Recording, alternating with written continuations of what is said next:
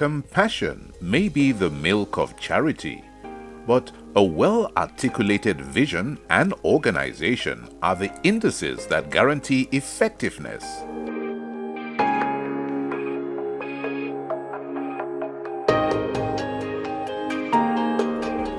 Aspire Coronation Trust ACT Foundation is a grant-making non-profit organization established in 2016 to support local, national, and regional non-profit organizations working to address challenges and associated vulnerabilities across the African continent. Our work factored from the SDGs formulated for global best practices ensure that we can affect our societies in ways that ensure a cascade of knowledge, interest, and development long after we are gone. This we are doing by fostering ownership as we drive sustainable impact within our communities. Our interests, as evidenced, span health, entrepreneurship, environment, and leadership. In channeling resources to the organizations we fund, ACT Foundation is committed to developing and strengthening them to ensure sustainability through organizational development, monitoring and evaluation, impact measurement, board governance, and support. The objective is to guarantee the delivery of effective and efficient outcomes to the beneficiaries. When we started off, one of the things that we wanted to do was to make sure that the organizations we're working with, it was not really about just giving them money to go and resources to go and solve problems, but we wanted to partner with them as well to make sure that in the long term we're building sustainable organizations. You can see the difference in terms of the growth of the organizations, but also in terms of the solutions to problems that the challenges the different communities are facing.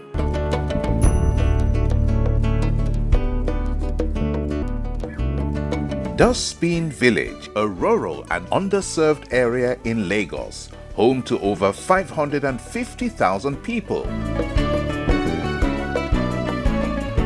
Rufina's vision was becoming a burden. She hugged the television set like her life depended on it. The classroom was not any better. But through the intervention superintended by Vision Spring and Catholic Opticals, working with ACT Foundation, Rufina now has her eyeglasses. When she was looking at TV, she would go very close to the screen. Then I asked her some questions. Are you not seeing well? Good enough. Their teachers at school noticed this problem. I was making arrangements, trying to put up, because I know how much this glass I'm wearing, how much it cost me. Before I got the glasses, I felt miserable, frustrated. I felt handicapped, like I was missing out in everything that the teacher was saying. Since she got this glass, that report is no longer there. I feel great. At least anything that the teachers they are writing on the board, or if they're making an illustration on the board. Wow, with this glass, I'm able to do better in my study. Considering my lame pocket, when you look at this place now, you see that a man of 3 kids, that one has saved me some money, which I should have spent to procure a glass for her. From the depths of my heart, I want to say a big thank you to Art Foundation of Vision Spring for giving me the opportunity to be able to see the world differently. Basically, what we said is if we can go into communities with their sponsorship and support, we can screen all Nigerians to ensure that we kick out refractive error and presbyopia. And they sponsored 7,500 glasses, and we screened about 16,000 plus Nigerians, including people in the Dustbin village. At the end of the project, we were able to give glasses to 7,659 people, women and children. People want us to give, beneficiaries 70,000, indirect is another number of thousands, but we do a lot of monitoring. So all the programs we've done last year, we're doing the monitoring and evaluating of the programs right now, because we want to be sure that really the effects that we claim are really happening is what is happening.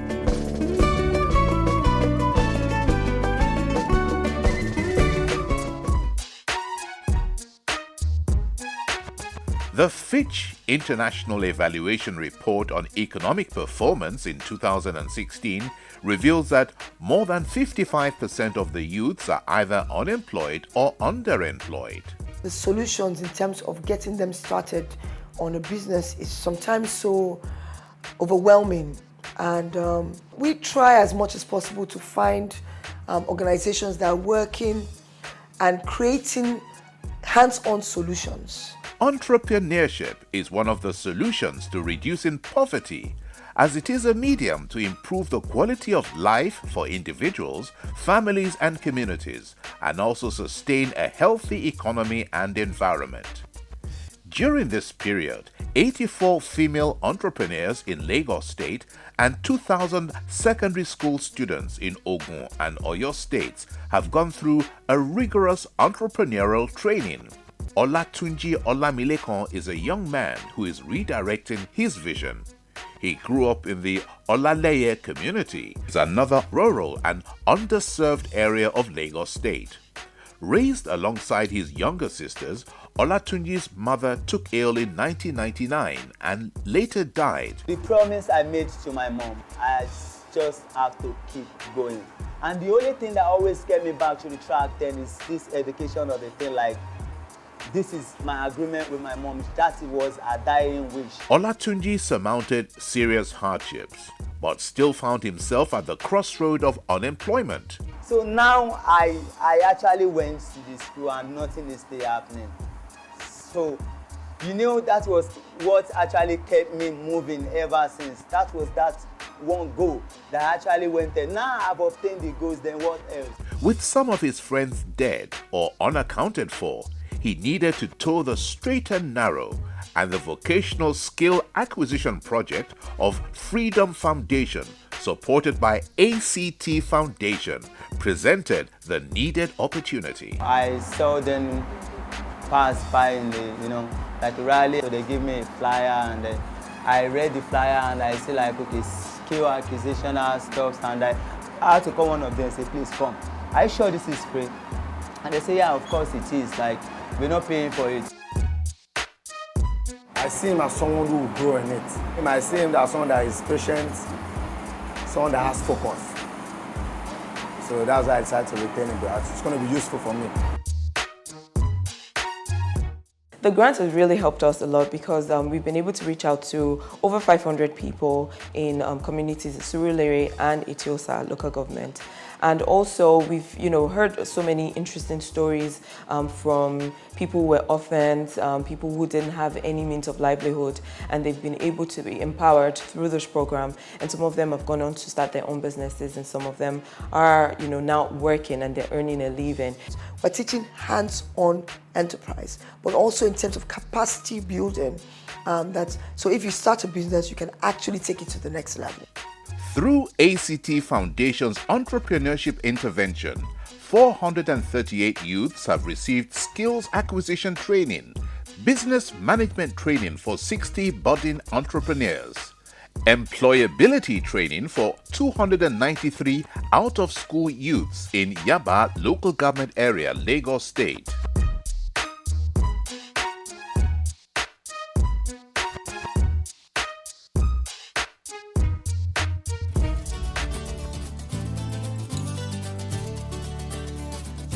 Henry Anumudu was a communication and media liaison officer at a media organization in the capital city of Abuja.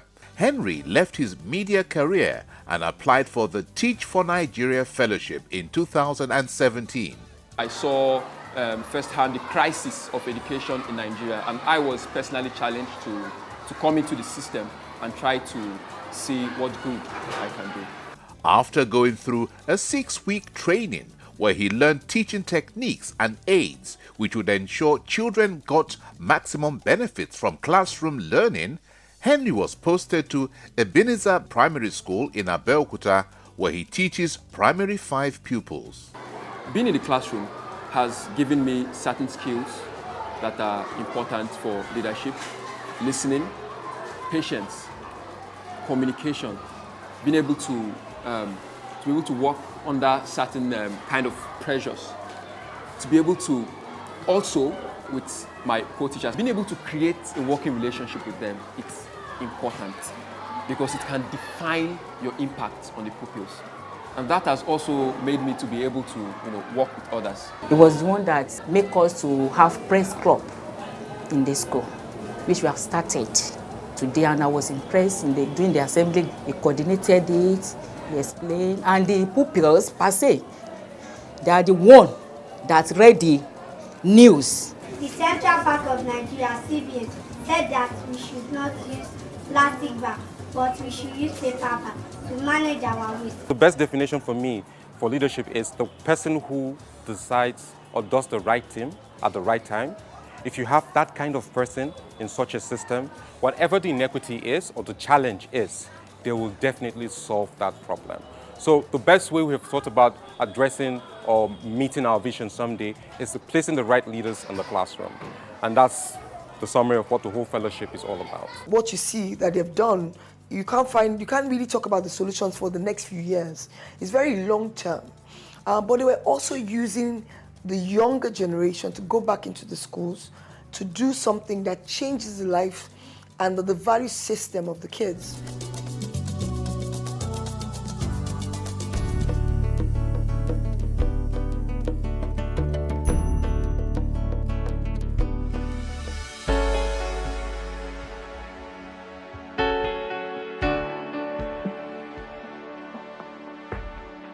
Doyisola Ogunye is a thoroughbred professional. As CEO of Medic, she is the driving force behind the Kids for Clean Seas initiative to schools in the Etiosa local government area axis. We started the Kids for Clean Seas because we decided to take it back to the grassroots and to the children. We took the project Kids for Clean Seas to 16 schools across Etiosa, and we're letting them know that if you clean your environment, your immediate environment, you're actually making the oceans cleaner, because every litter that is dropped on the floor usually gets into the canals, and from the canals it finds its way to the waterways, and from the waterways it gets into the ocean. What happens after that is the fish we eat this plastic and gets into our own digestive system and into our bloodstream as well, causing a lot of illnesses that we don't even know about yet. So the most important thing is to nip it in the bud and let the children understand the importance of recycling, the importance of keeping their environment clean, and overall the importance of saving the planet from plastic pollution. At age 10, he's ready to start gathering children together to talk to them about what he has learned. He's ready all the time to lend a helping hand to what we're doing on the beach, in schools, and even at home. And I believe that in the next 10 years, Israel will definitely be a force to reckon with when it comes to taking care of the environment. I started picking these PET bottles when I saw my sister picking it all around places, and I said, let me join. I'll be telling my friends that if they have any bottle that they want to throw away, and they recycle it. It was disturbing me. Mommy, I want to go with my sisters. I want to go. Through the program, the school was given an award, and I myself, I have to. When your environment is clean, you will live more comfortably. Some women are now able to sustain themselves through avenues created by this initiative. Kids have also imbibed a positive attitude towards the environment and will take this with them into the future. Through our grantees, ACT Foundation was able to reach 18 communities, 18,000 people, and 26 public schools. In addition, 45 trees were planted and 34,450 recyclables generated. My son had come back from school once, and he started explaining, we had to recycle, you can't use this to cook, you can't do this anymore. And I was just like, gosh, because it changes your habits, what you are used to doing for the last 20, 30 years.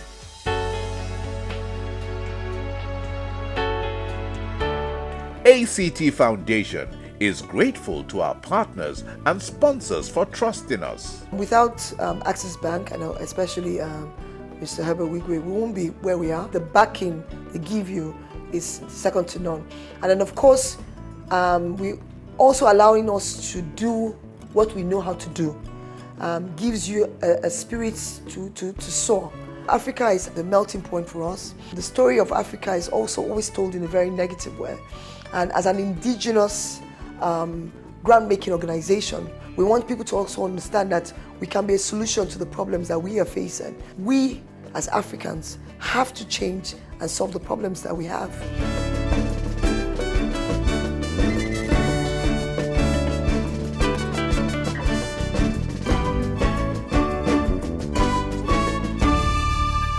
Everyone,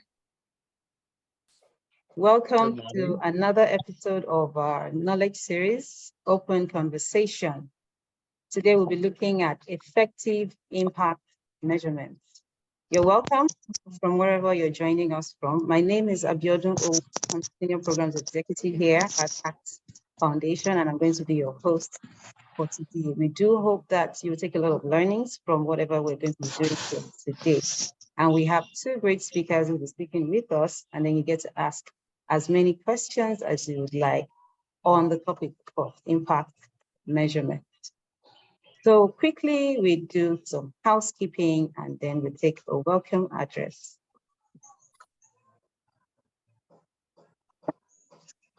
All right, so for the session, it will be great that you mute your mic when you are not speaking, just so that we're mindful of any noise in our backgrounds.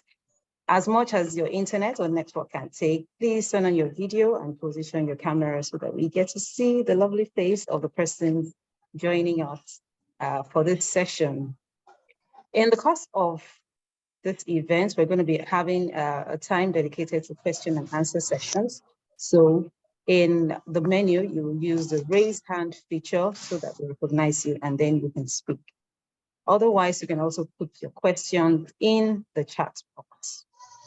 At different points in time, we'll be taking polls, which should come up at different points in time in the session. This will help us to know a little more about our participants, and then we'll continue with the program.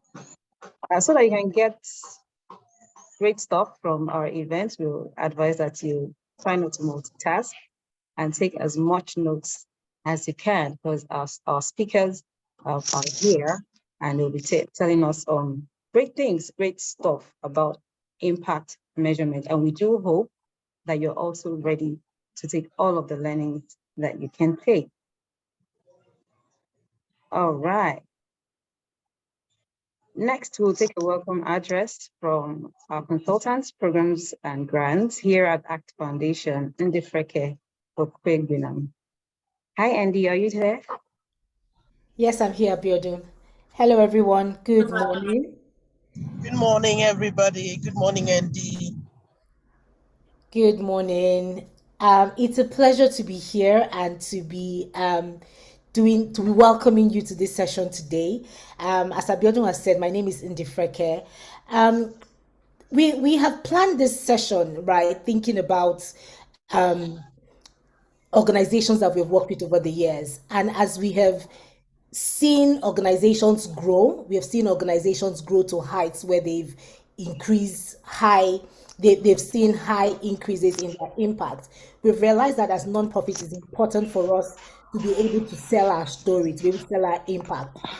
As you know, with businesses, most of the things that investors are looking for is a return on investment, right? It's a profitable business. For us as NGOs and social enterprises, what our investors are looking out for is what our impact is. How are we changing the world? What are we doing differently? How are we doing it? And how are we ensuring that we're able to serve the vulnerable in our communities? So we are discussing this topic today because we know how important it is to the core of who nonprofits are. And I encourage you to keep an open mind, as Abiodun has said, right? There's going to be so much learning. We have fantastic speakers here today who are going to be sharing knowledge, right? That would help you not just think through your impact, think through how to assess your impact, but also how to communicate that impact across the different stakeholders that you work with. So on behalf of ACT Foundation, the board and management and staff of ACT Foundation, I want to say welcome to this session. We're excited that you're here. We do this because we believe that building skills, building knowledge within the sector can only help us be better and stronger and help us do the work that we do even better. We're excited that we're here and we hope that you have a wonderful time. One last thing, we're going to be sharing surveys with you. Please, please, please, we encourage you to please complete those surveys, right? They help us be better. And the only way we can know the areas that we need to improve on is if you give us feedback. So please don't take it for granted. We know a lot of people don't feel that the surveys that most organizations share, but we encourage you to please share your feedback with us. Help us be better. Tell us what we do well and the areas that you'd like us to do even more so that we can serve you better. Thank you once again and welcome to the ACT Foundation Open Series, Open Conversation. Thank you so much.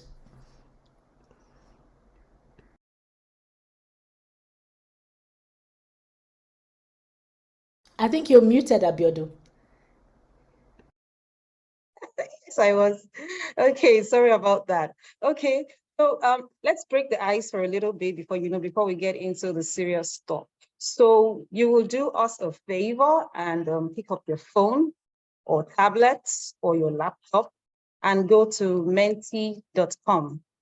That's menti.com, www.menti.com. It will prompt you. You get a code. It will prompt you to put in a code, and please put in this code, 52940290. Alternatively, you can scan the barcode on the right. Okay, so I'll give a few seconds for us to do that.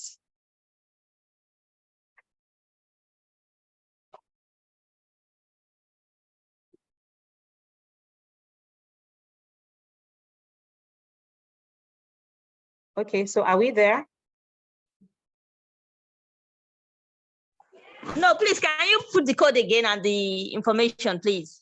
Okay, 52940290. 5294 0290. Yes. All right, thank you.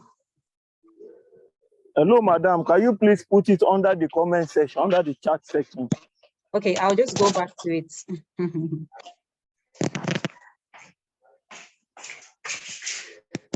Give me a minute, please. That's 52940290.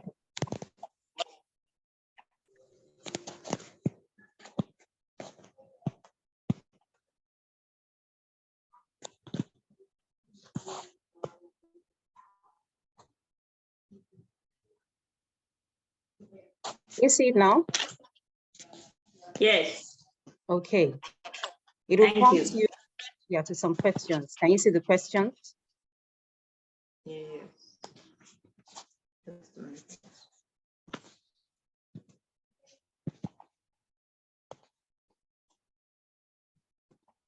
If you can see the question, please say hi.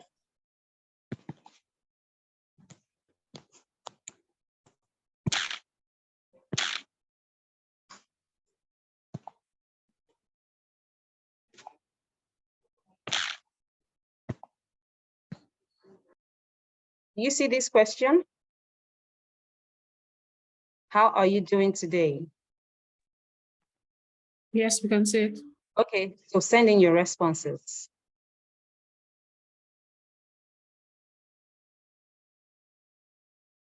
We are waiting.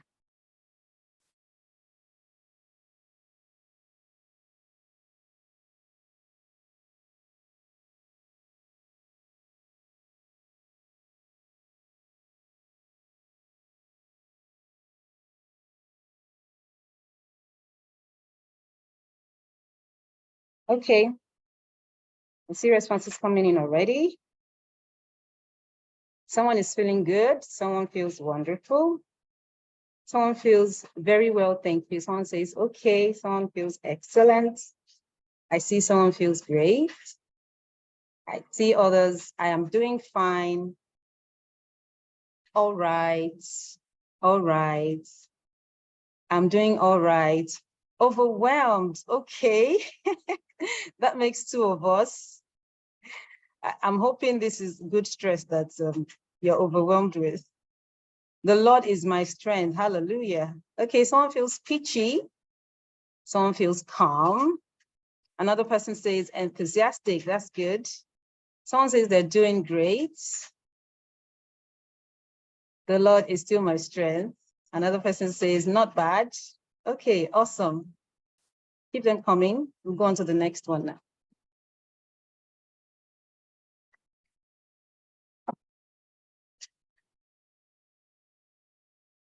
Okay, great. You can go to the next question, which asks, describe impact measurements in 2 words. 2 words only.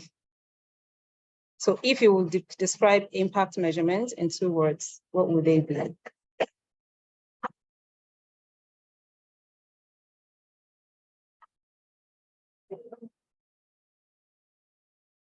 Okay, someone says, taking stock.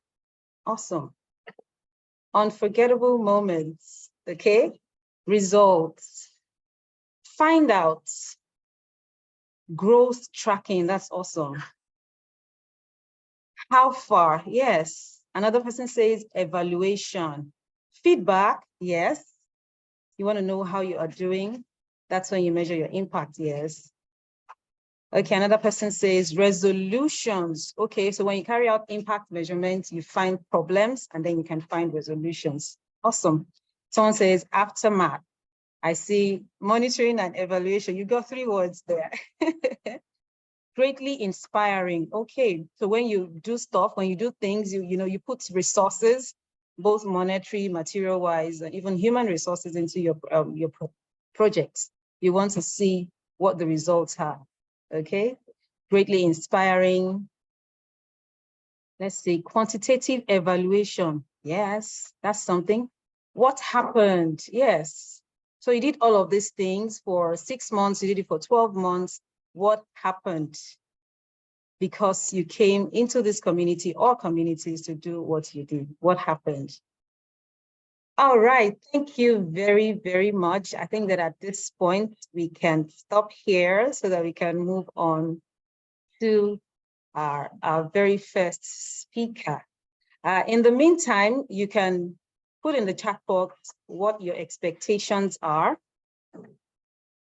for this session. So here we're going to be talking about effective impact measurements.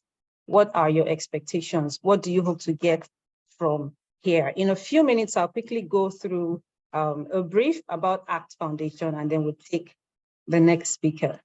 So Aspire Coronation Trust, ACT for short, ACT Foundation, we're a grant-making organization established 6 years ago to support local, national, and regional nonprofits in Africa. And these nonprofits and social enterprises are typically the ones who are working to address challenges among the vulnerable in our region, of course.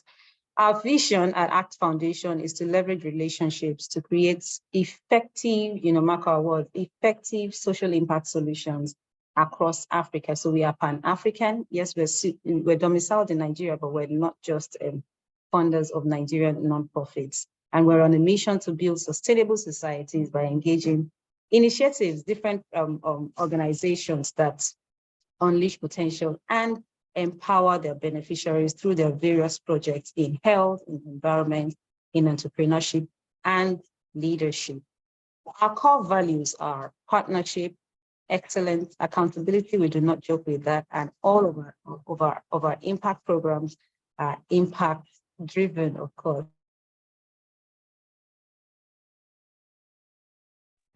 Welcome back, Abiodun. Okay. That was network. Sorry about that. So I'll just quickly go back to where we stopped. Can you see my screen now? Yes, we can. Yes, we can. Yes, we can. I was talking about our core values, which are partnerships. We ensure that we partner with organizations who are interested in what we do. Accountability is also a great one for us.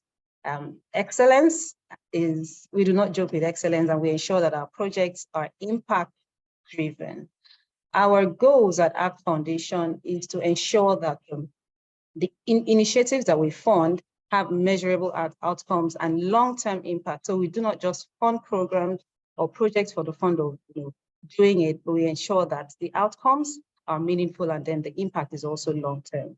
At ACT Foundation, we develop strategies with our partners to ensure that whatever programs they put in place are successful and they are driven by a mission and also in alignment with our focus areas.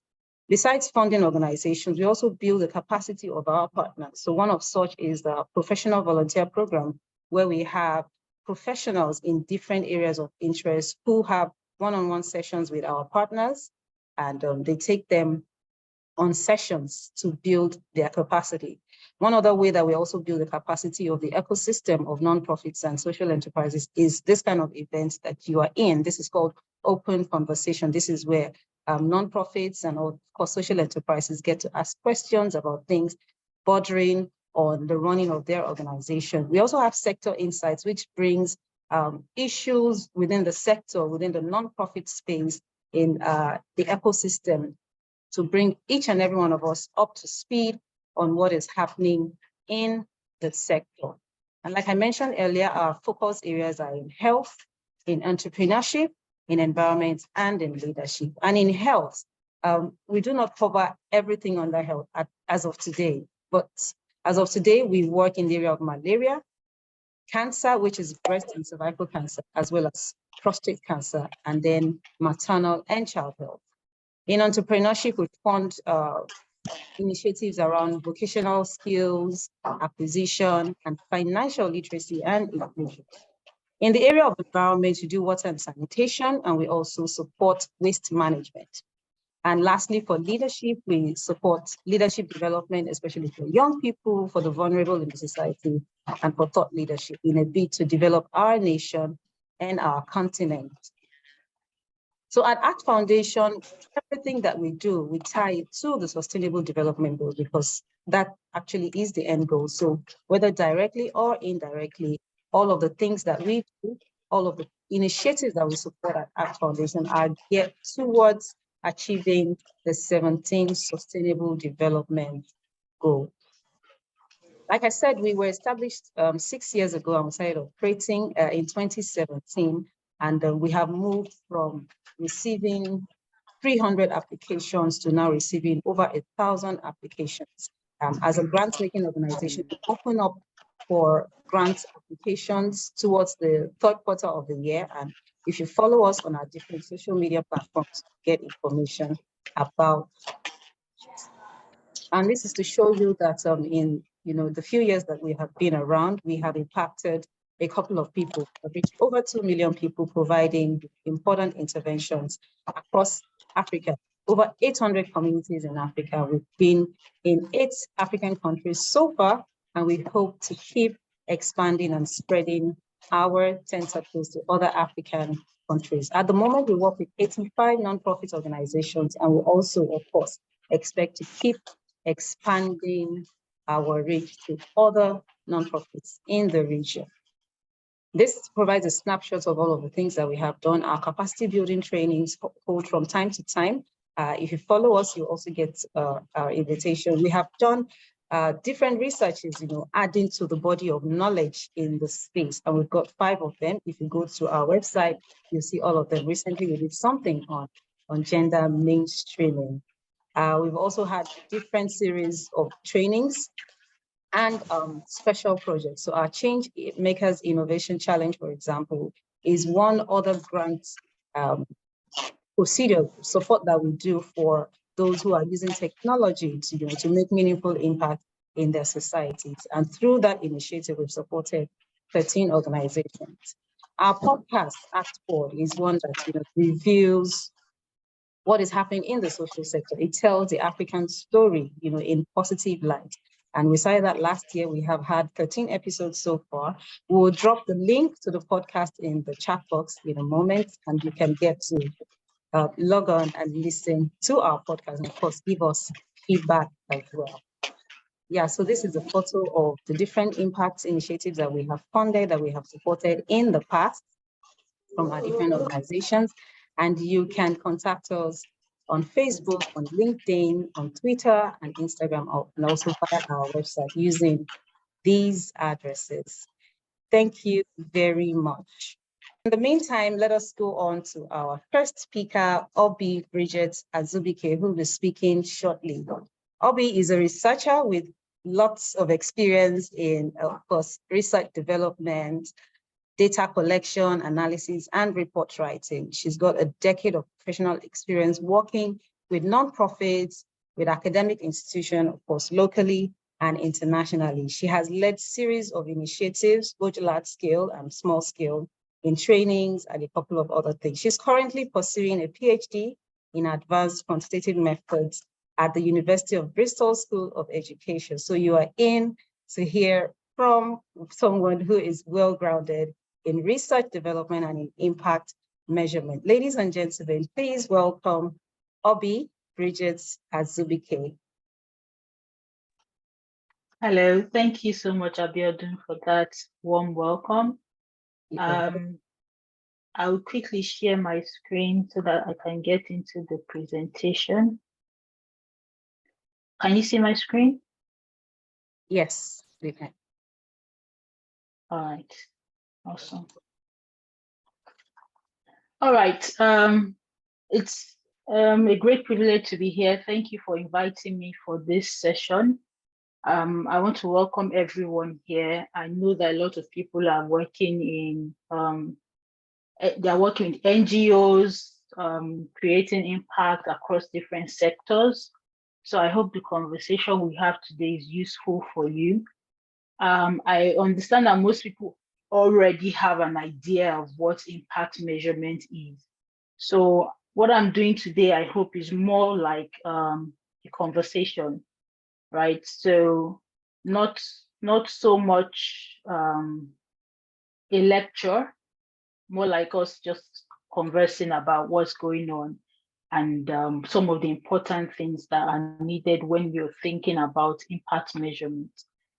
So, but very briefly, I will talk about the following things: what is impact measurement and why it matters, key principles of impact measurement, tools for data collection for impact measurement, and then we can briefly discuss a case study of an organization that has been able to measure their impact and the way they do so. So what is impact measurement? The poll earlier, a lot of people were putting what they thought about impact measurement. But in very simple terms, it's just a process of collecting and analyzing data to understand the impact of an organization's work. There are several definitions, but I choose this simple one because at the heart of impact measurement is data collection.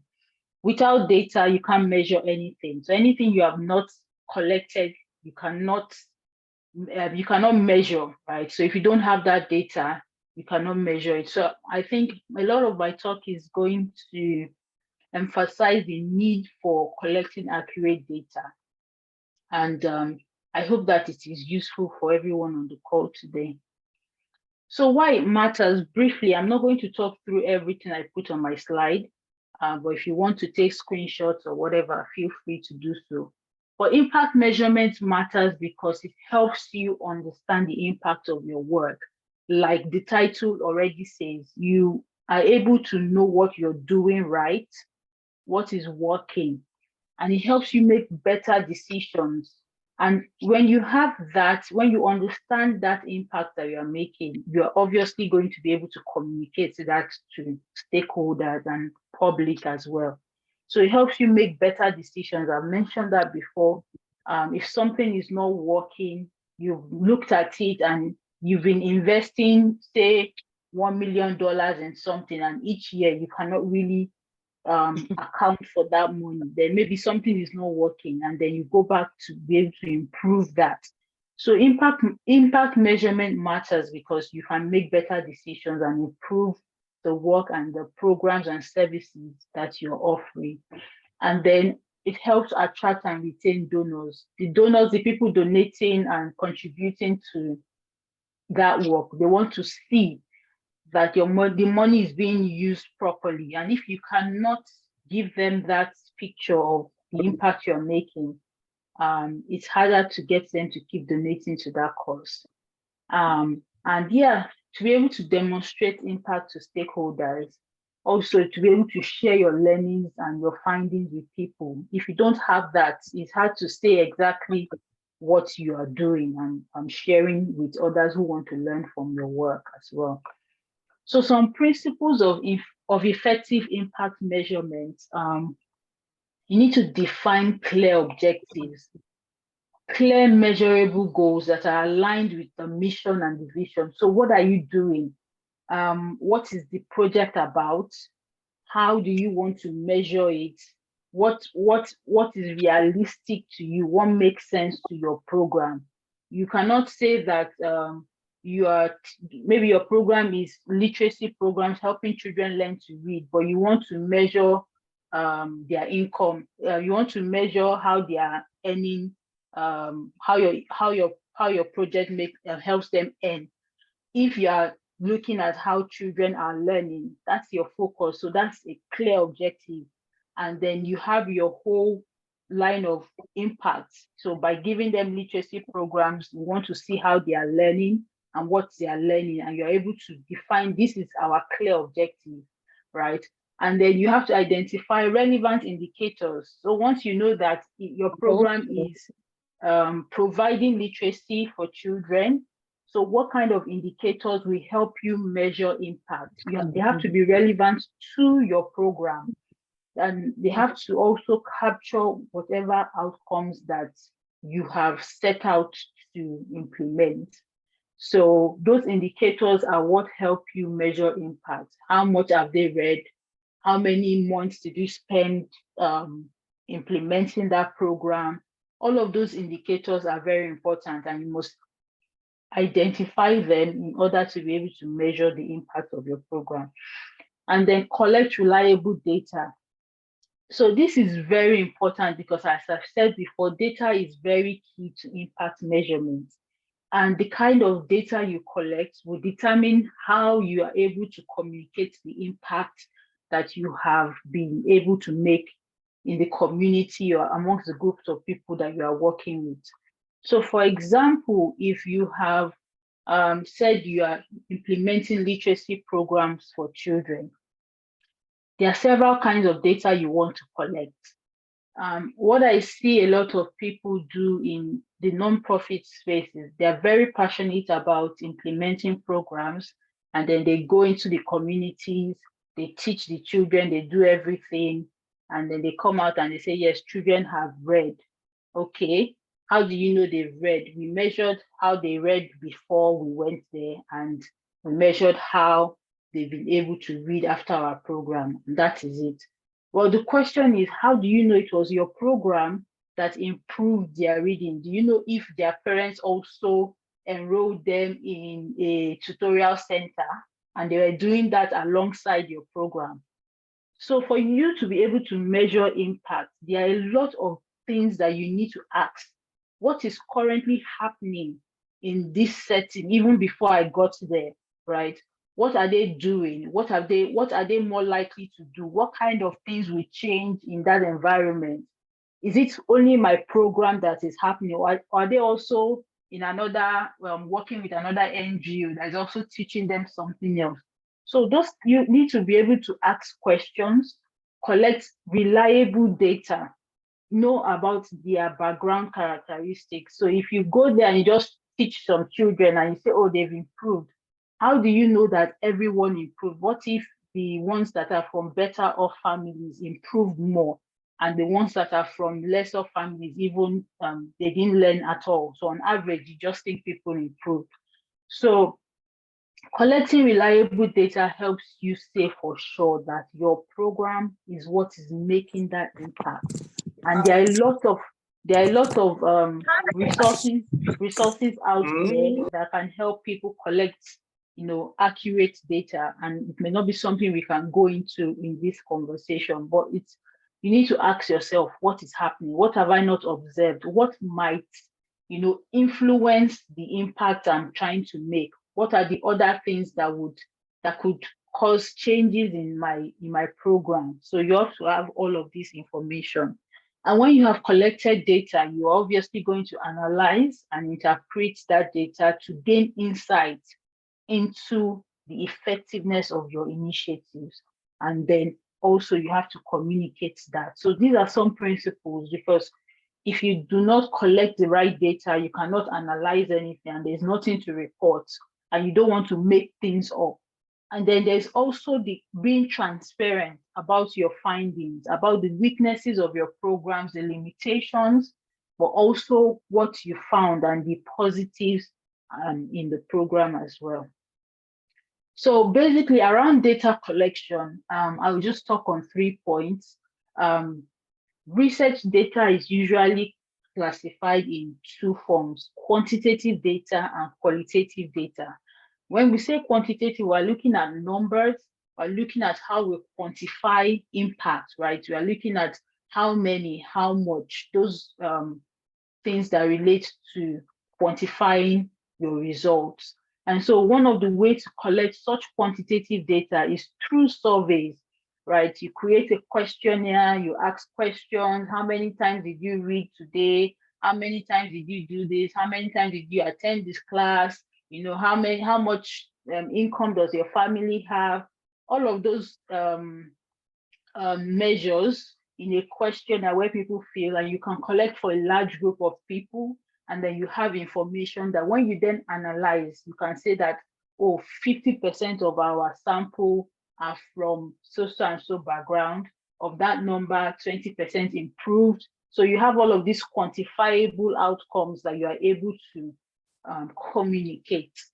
In terms of qualitative data, which is looking at more around quality of responses, more around in-depth, you're having things like interviews where you sit with people one-on-one to ask them, okay, how have you used this program? How has it impacted your life? How has this training we gave you changed the way you see things? How has it changed your perspective, right? So you interview people. It's more subjective because everyone will have their own personal experiences, but you can collect that kind of information, and there are ways to obviously analyze it to be able to communicate how much your program or your initiative has changed the lives of the people you are working with. And then there is focus groups. So focus groups brings groups of people together. You gather a couple of people who have been part of your program, and then you interview them, collect data, through discussions, you hear from different sides. There might be a bit more challenges here when maybe one person is saying something that may influence the way another person responds, but there are ways to obviously ensure that you're getting the real conversations and the real issues that the people within your program are facing as well. So these are just 3 that I'm highlighting on this call. Again, there are lots of resources out there that one can look at to be able to know which one fits the study or the initiative that you're working on at that point in time. So I've been tasked to also share a case study of impact measurement. I will talk about 1 Acre Fund. I just did a brief research to look at what they are up to, and this is something you can always go and look into properly. They've been around since 2006, and they are still very much around, and their program invests in farmers to help them increase the yields and their profits. They believe that when farmers become more productive, they help feed healthy communities and create thriving economies. So they help farmers, give them information about the soil, help them to make sure they are getting better harvest, help them to have richer soil, help them to produce more so that they can earn more money to be able to train their children, provide for their families, and to contribute back to their community. So that's their whole work. This is from their website on the right-hand side. They have served, they served 3.2 million farmers in 2021. As you can see, they are claiming their impact of $210 million in new farm profits. And they use something called social return on investment. And according to them, it is $2.70 new farm profits were created for every $1 of donor investment. So that is very important, and we're going to come back to it. And then 9,500 staff employed. So you can see how they are able to give a snapshot of the work that they do without spending time and resources collecting all of this information. It's practically impossible for them to be able to do something like this. And we'll talk about the method they use, social return on investment, very briefly. So what is social return on investment? Social return on investment is used to access and quantify the social, environmental, and economic value created by an organization's activities. It provides a holistic approach to impact measurement by assigning a monetary value to the outcomes achieved. So the focus on this is more about how much have we invested in this program and how much is it giving us in return. So this helps the organizations understand the broader implications of their work and helps them to communicate that in financial terms. So it's all about the money. For every $1 we give, we get $2.70 back. So being able to tie the impact to a very clear financial return, someone can say, okay, I'm making 100% of how much I give you. So donors like those kind of conversations. And if that is the kind of work that you do and you're able to get the value of the money of that donor, that amount the donor has invested, then you can begin to talk about social return on investment. So this is how they do it. They take the total impact of a program in terms of a new farmer income generated and then divide it by the donor cost of operating that specific program. So it is because you can get funds for different programs, right? It's the amount you invested in the specific program that you're going to look at for that income they are making on that program. So for example, a country program served 100,000 farmers and generated an estimated amount of $100 for each farmer, new income. So this means that they have made 10 million for across all the farmers. When you multiply the $100 and the 100,000 farmers, they have made $10 million, right? And because they spent 2 million on that project, what they're going to say is that now they've made 10 million. So if you divide it by that 2 million, you have 5. So it means that for every $1, they have generated $5 for a new farmer. So in that sense, the social return on investment is $5, right? And then you can say that at every $1 we get $5 back. So that's a lot of impact when you're communicating something like that to a donor. So that is one way One Acre Fund has been able to communicate their impact, measure their impact, and share that with stakeholders. But like I mentioned before, there are other ways to look at impact, and there are other things to look at. For example, there are ways to compare how people who did not receive that initiative or that program, how they are faring, and comparing that to the people who have received it, and saying that because of your program, they are able to make extra than someone who didn't receive that program. And that's one way of looking at difference in difference. So the difference between the outcomes of someone who did not receive this initiative and another person that received it. And that's another way of obviously communicating that your program is making a difference. But it also has a lot of other things to factor in. But this is what I'm able to share within this time frame, and I hope that it has been useful, and I'll be happy to answer questions. Thank you. You're muted. Thank you very much, Oby. That was quite precise. I got a couple of things myself, something that also jumped at me was, how do you know that your project actually has had and impact. And I guess we have a couple of questions coming in that you'll be able to respond to. And thank you very much for that. So we'll have a couple of questions for you, and then you can respond to them. Okay? Yes, please go ahead.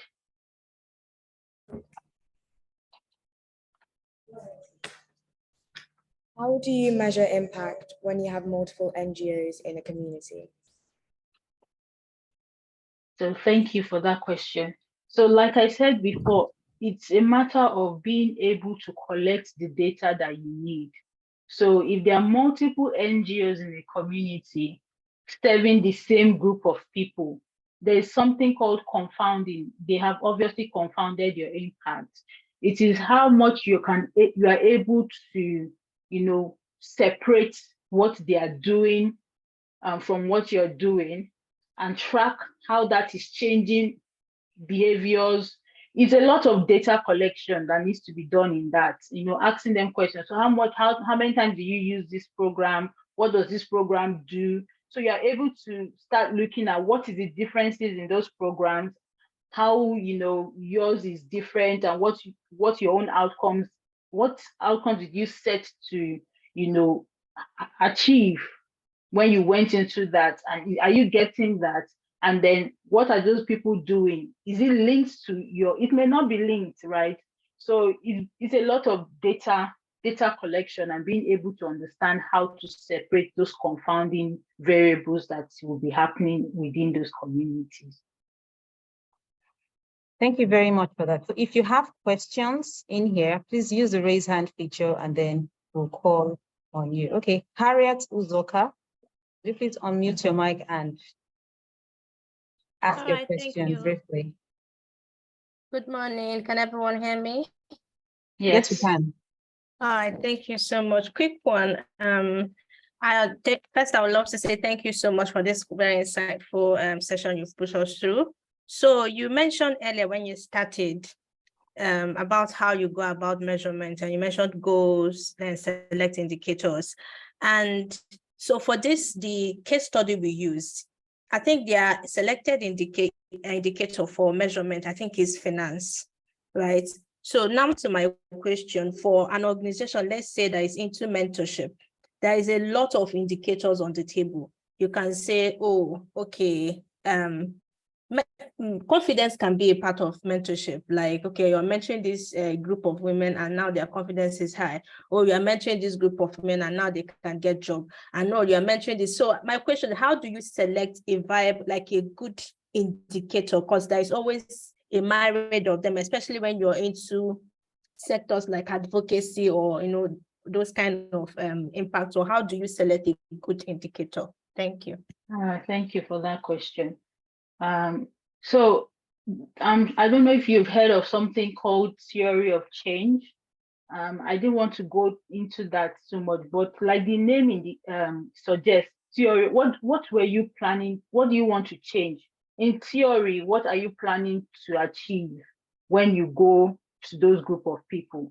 If it is confidence that you want to, give those young people, from the very beginning, you're going to say, how do I measure that they actually achieve that confidence? And there are various skills that people have developed. It will require you to do some research, but there are various skills that people have developed to measure confidence, because confidence is something that is intrinsic. So you can see people who are confident, but you can't always tell, right? So there are questions that you would ask. For example, they use a Likert scale when you can ask a question like, I'm just making this up, so please don't read too much into it. When I go out, I am proud of myself. Strongly agree, and disagree. So that kind of scale, if somebody choose strongly agree, right, you're already seeing that, okay, so there are several questions along those lines. By the time you now analyze that, people with higher scores indicate that they probably have more confidence than somebody with a lower score. If you've done that before you started the program, you do your program, you do your mentorship, you do everything. At the end of it, you come back and you then implement that end line at the end of your program, end line data collection, what you should ideally see is that if someone scored 2 before over 10, after your program, they are now scoring like 6 or 7 over 10, right? So that's a way to measure it. So your indicators are determined by what were you planning to do, what's your theory of change. So that would inform what you need to collect, what you need to assess, and what you need to report at the end of your program. I hope that answered your question.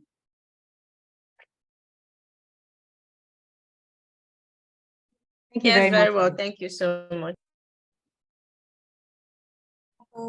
My question is, what are the specific tools needed for effective impact measurements for NGOs? Specific tools? Yes. There are a lot of tools. I can't say there is a specific one. I think it depends on your program, and I've mentioned that before, right? It depends on your program. If you want to, it can be as big as pen and paper going into the field, asking questions and writing. It can be, there are a lot of technology tools to collect data, to analyze. So it depends on your program. It depends on the scale, depends on what you want to find out. I talked about using surveys, questionnaires. I talked about doing interviews. So it really depends on what your program is assessing. One, like the case study I mentioned, they use the social return on investment method to communicate impact, but they obviously have collected this data through various means before they can come to that point of saying we make $2.7 right? They would have asked a lot of questions. They would have used surveys, they would have used interviews to find out how much money they were making before, how much money they are now making, to be able to say for sure that a farmer actually makes extra $100 at the end of the year. So there is no specific tools. There are several tools for collecting data to measure impact, and I've mentioned that already in the presentation. I hope that helps. Thank you very much. We have Mojisola Animashaun's hand raised. Could you please take your question now? I can see David Crown as well. Yes. So Mojisola Animashaun's question was also related to social returns on investment. Is it that your question has been answered, ma'am? Okay, I can see it in the chat. Do you want me to take that off the chat? She said one question, how do you measure SROI in a service industry like healthcare? We treat cancer patients. So for example, if a donor has given you, I think that needs a bit more thought, but it's also linked back to how much you have invested in that, right? So if you spent some $1 million treating patients, right? How do you then? Yeah, I think it needs a bit more thought of how to measure the amount of money that you say that treatment has led to, or are you going to say that because of your program, if they were going to spend $1 million on the treatments, because of the investment and whatever it is you've done for them, they only spent 500,000, for example.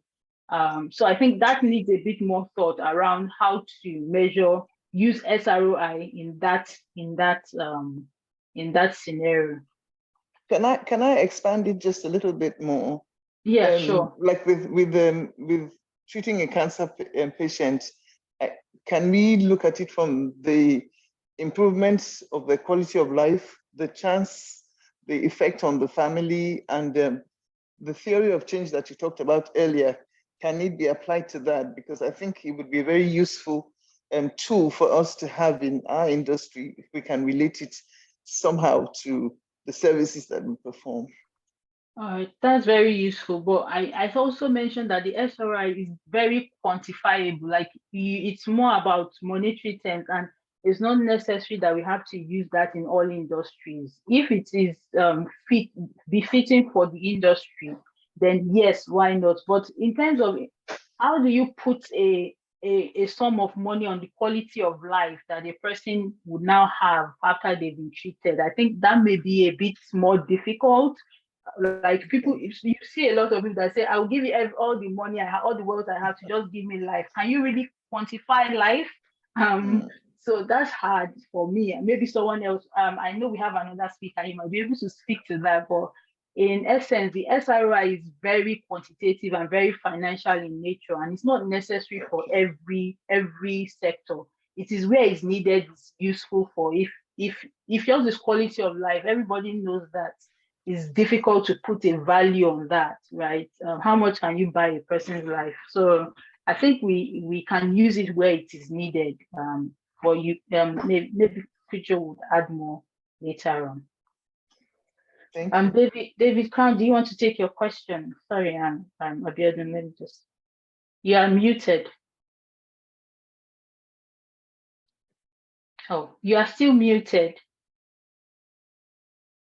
Okay. All right. That's okay. Yeah, let me start by appreciating you for that wonderful presentation. My question goes to the SROI. Now, you were talking about situations whereby a donor gives you $1, for example, and you are able to generate, let's say you're able to generate up to $10, for instance. And when you talk about the social returns on investment, my question is this: as a non-profit organization, when you are giving money, you are giving a grant, a donations to carry out a social responsibility, do you have is it ethical for you to charge those who are beneficiary of this donations or this grant? Is it ethical? Is it wise? Is it part of being enterprising as an NGO? Please, this is what I want to get clarification over. All right, thank you for that question. So from my point of view, it depends on what are your values, what are your goals, what's your organizational goals, and what is your mission. Some people, they go into communities with the idea of getting beneficiaries, and they just want to help them. They don't have to pay anything. But there are some people that believe that if their beneficiaries do not commit something to the program, they will not take it seriously. They will just waste the money, they'll waste their time. So they ask them to pay a commitment fee to enroll into whatever program. So the social returns on investment is not really linked to this point, in the sense that that one is just measuring how much you invested and how much came out at the end for the beneficiary. But when you're talking about the ethics is now a different thing. It depends on your company's goals and your mission and your vision and whatever it is you see that you want to achieve in that. So I don't think there's anything wrong, but you have to communicate that both to the donors, to the beneficiaries, that you charge a fee and this is the reason why. And there are some organizations that have received millions of grants to implement schooling, to provide schooling for people in low-income communities, but they charge a fee for people to access that, right? Just because maybe the funds are not enough from the donors and they need to supplement. But also there are people who believe that when the families or the people commit, they will take that initiative seriously. So you have to be transparent to both the beneficiaries and the donors. And it also needs to be aligned with your organizational goals, right? So I don't think there is anything wrong ethically, but it is being able to be transparent about it that matters. Okay, I think that's okay. I have a practical case study of this with my NGO. Are you listening? I can hear you. Yeah, we were actually coordinating a project for the UN in the Middle Belt that has to do with the enrollment of effective teaching and learning in school, both for public and private schools. So in a particular state in the Middle Belt, which I don't want to mention, we have to work with about 350 private schools and also with the LGAs. Now we're done with the private school. During the course, when we were about to implement the last stage of the project with the private school, the public school under SUBEB actually gave us a call. And we ought to make an MOU. During the signing of the MOU, this MOU was uttered that the MOU will not be signed because there is a legal person that is working for the SUBEB which says, as an NGO, we are not supposed to charge anything for our services. Now, as a consultant, and based on the response you have given on this issue now, that it is legit, it is part of the ethics as long as it's within the policy of our organization. What do you have to say about what this legal advisor to the SUBEB actually said that uttered the signing of the MOU for this project? Okay, so I think I will leave that to the ACT Foundation guys to help you out there, because I cannot really say what to do. But I mean, if it's in writing and everybody is on board, then maybe my belief is that the person needs to be maybe informed or educated or explained to that this is the process. But maybe the ACT Foundation guys will be able to help you better. Thank you very much. You're welcome. We want to say thank you, Oby Bridget Azubuike, for this very impactful 20 to 40 minutes. Not to worry, we still have in our midst, Khutjo Langa, who will be taking us on a couple of things as well. But before we do that, let's quickly take our polls. Samuel, are you ready? Yeah. Okay, let's quickly take the polls now, then we move on to the next speaker. Okay.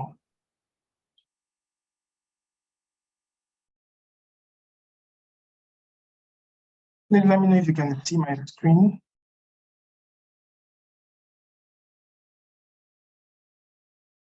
We can see your screen.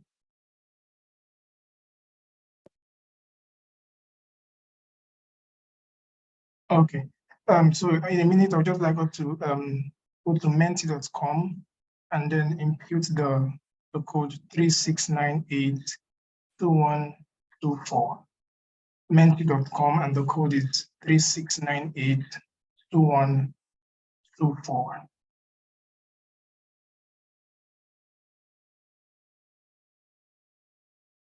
So I'll put the code in the comment section.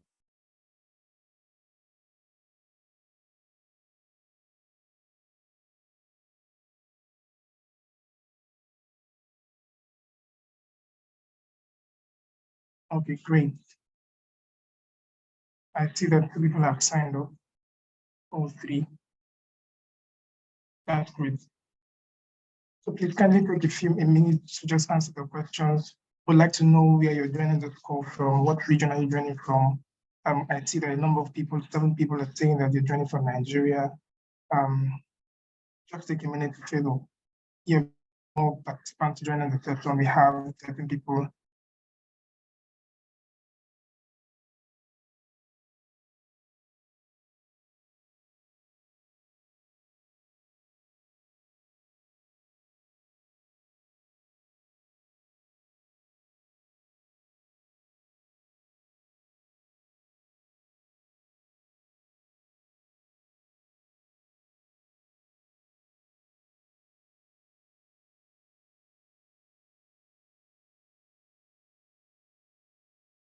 I see 20 people.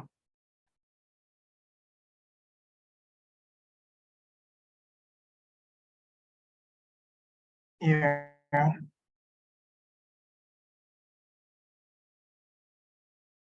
So I'll give like a minute to have other people respond, and then we look at the summary together.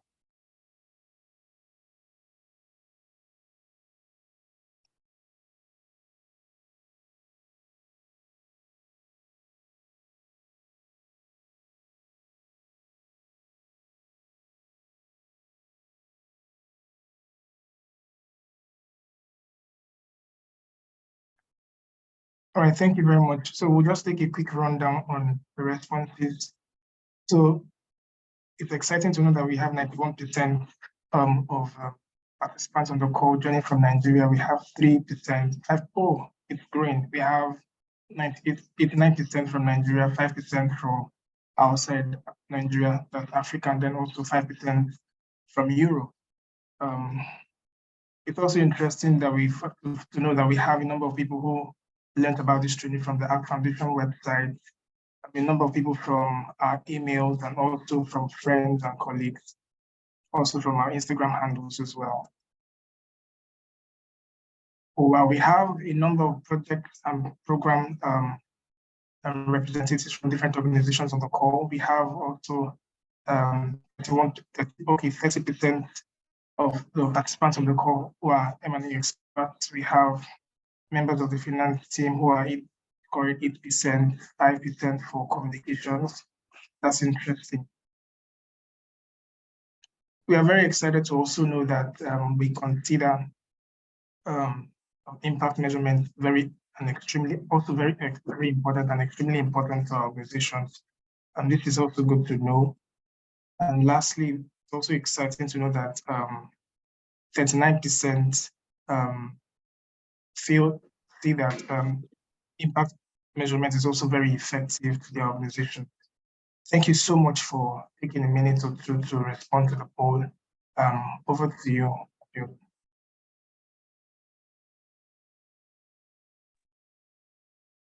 Okay, thank you very much, Samuel. It's good to understand that we find it valuable that impact measurement is something we should take seriously in our organization. And it's also good to know that we have an array of professionals in our midst. So next, we'll be taking a brief speech from our next speaker, who is Khutjo Langa. Khutjo is the head of impact measurement and management at Property Point. This is a South African enterprise development company. At Property Point, Khutjo Langa sees to the development of their monitoring systems and also tracks the success of program implementation. He's also big on design research, evaluation efforts. So you can see that we have an expert in here to talk to us about reporting and communicating impact measurement. Khutjo will also be shedding light on the role of impact measurement in fostering a culture of learning, and of course, some of the challenges that organizations like yours, like us, face in measuring impact and how to deal with them. Over to you, Khutjo. You are welcome. Thank you very much for that introduction. I'm such a humble person. Oftentimes when I'm being introduced with such a lot of energy, I try to match it and also ensure that there is value generated from all this engagement. So thank you very much. And I'm in Nigeria. I was hoping to meet you guys in the office. Unfortunately, due to time constraints, I'm unable to do that. However, I'm hoping that this engagement online will be able to add value and foster this environment of learning and continue to ask questions around impact measurement and management. In essence, what we are finding out from our research is that impact measurement and management in Africa is still pretty much in its infancy. So we still have to have these discussions and engage on these platforms to ensure that we continue to explore the possibilities of this particular practice in terms of how it enhances the work that we do, and in particular, continue to create measurable impact that can be leveraged over time to get additional funding into our project so that we're able to scale and solve for Africa's problems. So my presentation is pretty much brief. I think Bridget did justice to a lot of the things that I was going to discuss, but I also try to be as brief as possible so that we can have enough time to ask questions and address some of the issues that you may have. As introduced, so my name is Khutjo Langa. I actually head up monitoring, evaluation, and learning in both Property Point and Entrepreneurship to the Point. But in particular with this presentation, I'm coming in from Entrepreneurship to the Point because we do quite a lot of consulting work in impact measurement and management. And through this, we also have a research arm within the organization that focuses on economic development solutions for various other funders, particularly looking at Africa as a whole. Our focus has been both in Southern Africa and also in the Eastern African market. And it's been quite interesting that now within the West, there's also this emergence of interest to want to be part of the bigger community of impact measurement and management. So in a nutshell, Entrepreneurship to the Point is an organization which strives for social and economic prosperity and sustainable economic inclusion, particularly working with small and growing businesses and their entrepreneurs in part, because we've also realized how important it is to also focus on the entrepreneur, aside the business, because oftentimes you support the business and then it grows at a faster rate, leaving the entrepreneur behind and setting them up for failure. So we've realized the importance of working both from a personal mastery perspective on the entrepreneur by also bringing in different aspects in various roles who are able to deal with self mastery in particular. So the topic that I'll be exploring with you is measuring effective impact. There's been quite a lot of discussions, I think, since the session started around what is impact and how to define impact. And for me, personally, I believe that impact means different things to different people and also to different organizations. What I may see as an impact in a certain society, you may not perceive it as impact, all depending on the type of problems that we're trying to solve. And I always emphasize the need and the importance for development organization, particularly in the NGO space, to try to spend a lot of time in identifying the root causes of their problems, because oftentimes we design programs trying to solve the cream of the problem, not realizing that it extends beyond that. So spending a bit of time first in trying to understand the problem so that you are effectively eradicating the problem in its entirety, and you're not only solving a part of the problem. So that also includes consultation with various stakeholders within that community who are able to provide you with the necessary information in which it is going to assist you to design programs that are effective and ultimately be able to generate long-term impact. So in terms of impact, it's been described, I think it's been spoken about quite a lot, but in essence, for me, it's a long-term change. It's something that is measurable. It's something that can either be positive and negative. And I think for the most part, we focus on the positive changes that are happening in people's lives or in communities and seldom communicate the negatives or sometimes unintended negatives that are brought about as a result of our activity.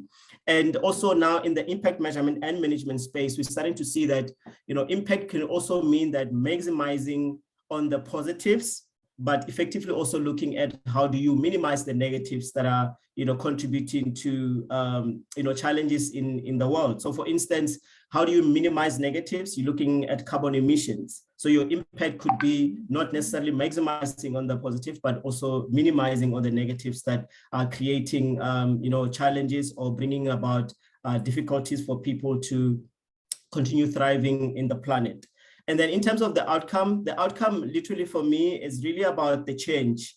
It could be medium, short-term to medium-term that is being experienced by the participants. I oftentimes hate using the word beneficiary because effectively it means that it's a once-off intervention and they're not participating in the process to create the impact.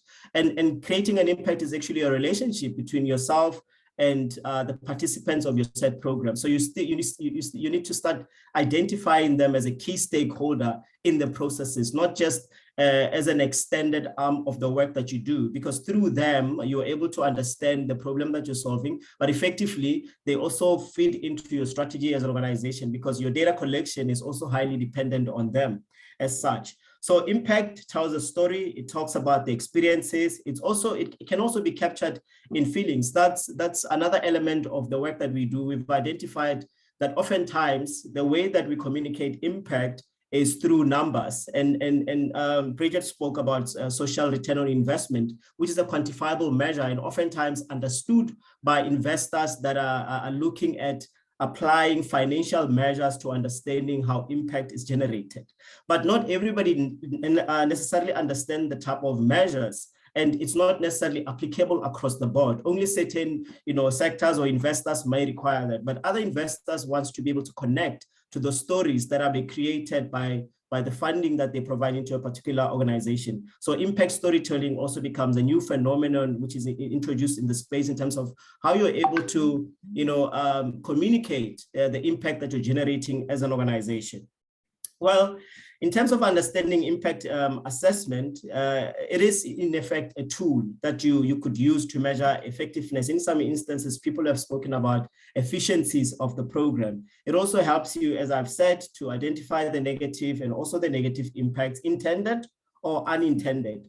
And this in particular can be used to inform decisions. And then you're moving from just designing interventions out of the perception that there is a need in the community, moving to being a data-driven organization, and effectively over time using these tools, you become an insight-driven organization. So your decisions are driven by the insights that are being generated by the data that you're receiving across the value chain of your development intervention. So it becomes quite critical that this tool called impact assessment does not only happen at the end of the program. It's a periodic assessment. There's quite a common saying that we've developed internally as an organization that says, for operational decision, you just need enough precision to make the decision. It's not always that you're gonna need, a long-term extended set of data to be able to effectively make a decision. Sometimes to be a rapid, agile organization, you need to be able to make decisions on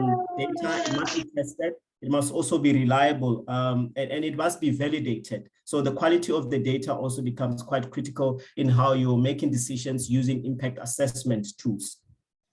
There's this tool that is being developed by the UNDP, and I find it quite effective in terms of understanding the impact management life cycle. And it's a very iterative process. It also formulates design thinking processes in it. And it says that for the most part, you need to be able to plan effectively. Planning prevents you from making unnecessary mistake or trying to solve for a problem that is not necessarily a biggest of the problems within that particular community. So if you spend or invest a bit of time in trying to understand a particular community or whatever problem that you're trying to solve, it actually helps you to mitigate against getting at the end when you're doing an impact assessment and you realize that actually it's not really the problem. I mean, for example, I'll tell you where a program was trying to introduce young learners to entrepreneurship. And there were incentives if you were able to identify a solution in the community that can be scalable.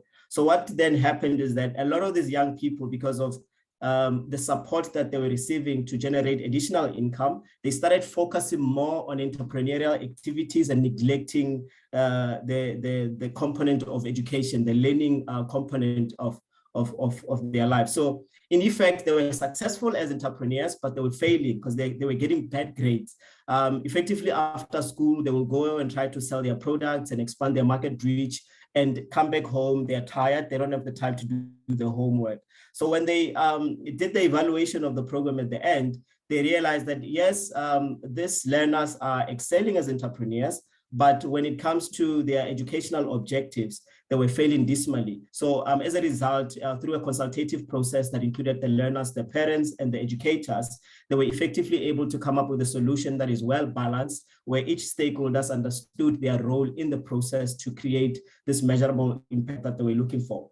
So collecting data during the delivery service, end-to-end, quite important to collect baseline data, because baseline data gives you sort of a benchmark of where the challenges are. And over time, with using different type of indicators, depending on the type of solution that you're delivering, you can be able to create data points which will effectively tell you if whether the program is yielding its intended objectives or it's deviating from the course, and also be able to identify any unintended consequences as a result of your intervention as an NGO.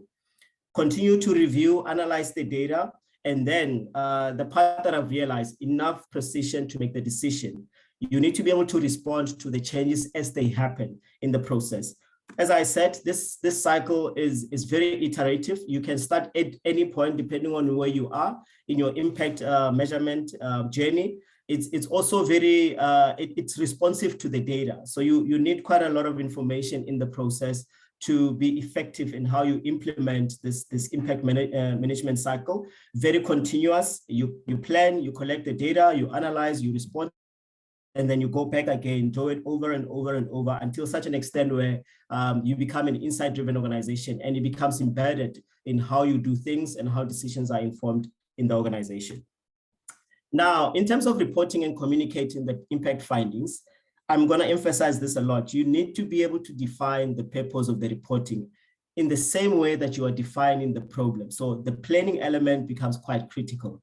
Identifying the goals and the objectives of reporting, because oftentimes NGOs challenge, one of the challenges that we've also picked up in our research is that they are reporting as a tick box exercise. So a funder just said, we need the reports, and this is the framework in which you use to report.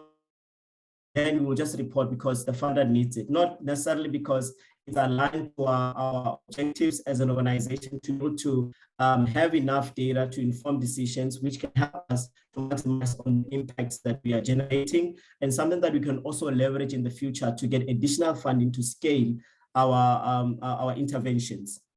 You need to gather the data using various sources. You need to also ensure that the data that you're collecting is accurate and it's complete.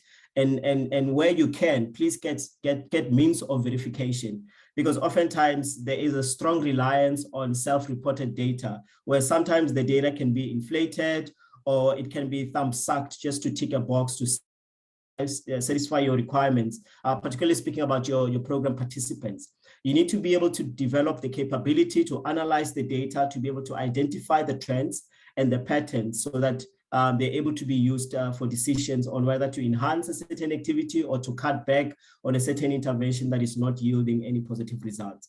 And then the communication element. So have a dissemination plan. You need to be able to share your findings with the stakeholders, very clear, concise, in a way to understand for everybody else. And you should also be able to have actionable insights in this report. It must not just be a report to tick a box that report mostly on activities, because oftentimes it's a lot more easier to report on activities and the outputs, which are the immediate changes that happen as a result of the intervention. So, reporting on, we have done X amount of training and 500 people attended. That oftentimes is not enough to inform decisions because it doesn't speak about the change which is the outcome of your intervention. So reporting and communication, communication of the impact measurement findings is very essential in how you maximize your impact. I talk about how you're able to leverage this. It's the same concept in which when you're looking for a loan from the bank, if you've got a collateral, it's a lot more easier for them to give you because there's a track record or there is an asset in which they can use in case you default on your payments. It's the same thing with impact, where investors or funders are looking at what you've been able to do. What do you have that demonstrates that your intervention worked? So by so doing, it gives you now this competitive advantage in the market because you've been able to demonstrate and quantify the impact that you're generating. You're just not doing a lot of activities and hoping for the change. You can actually demonstrate that change is happening. Now, a key important factor in the process of reporting is the transparency. How honest are you in terms of what you're reporting? Oftentimes, because of how we want to position ourselves as an organization that creates positive change, we eliminate or we shy away from reporting the negatives. Because in a specific region, you've got a lot of NGOs competing for the same funding. So you'll always find a situation where people are always blowing their own horn to make it seem like they are better at producing impact compared to their counterparts.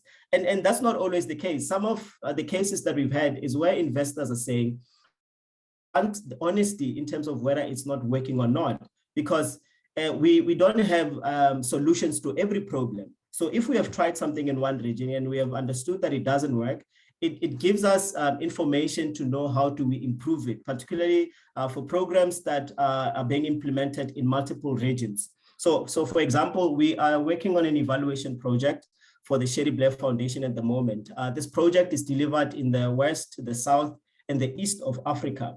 And these are different regions, different markets, but you start to realize quickly when you look at the data that the target market is mostly women entrepreneurs. When you look at the data, you quickly realize that the reason why the project has not worked in certain reason is perhaps maybe the type of organizations that they've partnered in, and they were not honest enough to report on the challenges that they were experiencing. So being accurate, providing timely reporting, it can help you to improve your reputation and the trustworthiness of your programs. Now, in terms of identifying the stakeholders, because they're different type of stakeholders. So you've got your investors, which oftentimes a lot of people would think they're at the top of the value chain because they dictate the terms. You've got yourself and the internal team, where there needs to be an honest conversation of what really is happening and whether people are actually doing what they're supposed to do as mandated by contract within the team. And how do you also measure the effectiveness of the delivery of the intervention based on the implementing team? There's also a key stakeholder who are your participants. And oftentimes the biggest mistake that we make is that data flows from bottom up and it never goes down to the participants to assist them to understand why it's important for you to collect the data from them. So this ideology of data flowing from the participants coming into the organization, going to the funders and not necessarily filtering down back to all the necessary parties that have contributed in providing the data, it ended up creating an environment where people are just doing it just for the sake of doing it. And you want to try to avoid that because you want to showcase or demonstrate value of the data that they are creating. So a big example that I'll tell you for organizations that are working with entrepreneurs in particular. So you collect data on their financial performance, you collect data on implementation of processes, you collect data on access to finance and opportunities and so forth. And the data just flows and it goes up. And it eventually, if you don't feed it back to them, it creates this level of disgruntlement from them. And you end up having a situation where whenever you request the report, they won't give you the report just because there's no value. So there needs to be an exchange of value in terms of how data flow. So similarly, in terms of reporting, you need to be able to identify your stakeholders and customize the report, particularly for those type of stakeholders, so that they're able to also generate insights to be able to inform whatever activity that they're doing or they're being involved with. So the first thing you need to do, you need to define who your stakeholders are. It could be industry partners, it could be other NGOs, it could be your funders, it could be your participants, it could be the internal staff. So you need to identify who is affected by the transparency of the reporting, analyzing the interest of each stakeholders and their influence in terms of the value chain of your development intervention, and being effectively be able to prioritize stakeholders. So you would have specific reporting timelines. You would know that your immediate stakeholder in terms of prioritization is your funders, because they want to know how your project is doing. But when you do your analysis, perhaps sometimes you realize that the reason why you're receiving the funding is because you've got these participants that are willing to participate in your program to provide you with the data. So it's always quite important to understand from an organizational perspective, which of the stakeholders have the largest influence in the value chain, and then you prioritize them accordingly from a reporting perspective. So when you understand all of these things, you ensure that there is a positive impact on all who are involved. So there are some who are contributing and there are some who are receiving. So also being able to prioritize that to understand the dynamics of your stakeholders in terms of some of the interest becomes quite critical in terms of how you plan your reporting and the type of data you need for each of the stakeholders. Now, in terms of a communication plan, so the first, you need to develop a transparent communication reporting plan. And this is quite critical because once you've identified your stakeholders, you've identified your goals of doing the reporting, it becomes quite effective because you can also include the timeline and the type of data and the timelines required. Identifying the stakeholders and their need, creating communication plan for each of the stakeholders, the implementation of the plan. And like I said, it's an iterative process. So once you've implemented that, you will evaluate the impact of the transparent reporting, do some of the lessons and best practice and be able to filter it into the process until such a time where you've developed a strategy that is well worked out and effective and well understood by the various stakeholders, and then you're able to maximize on your impact. Now, as a non-profit organization, oftentimes there is a limited budget in terms of what you could do from an impact perspective, because the bulk of your budget oftentimes goes towards the implementation of the project. So how typically the NGO space will work is, of the 100% of the funding that you're receiving, perhaps maybe 15 to 20% of it is allocated towards management fees, so around funding operations and all these other critical elements.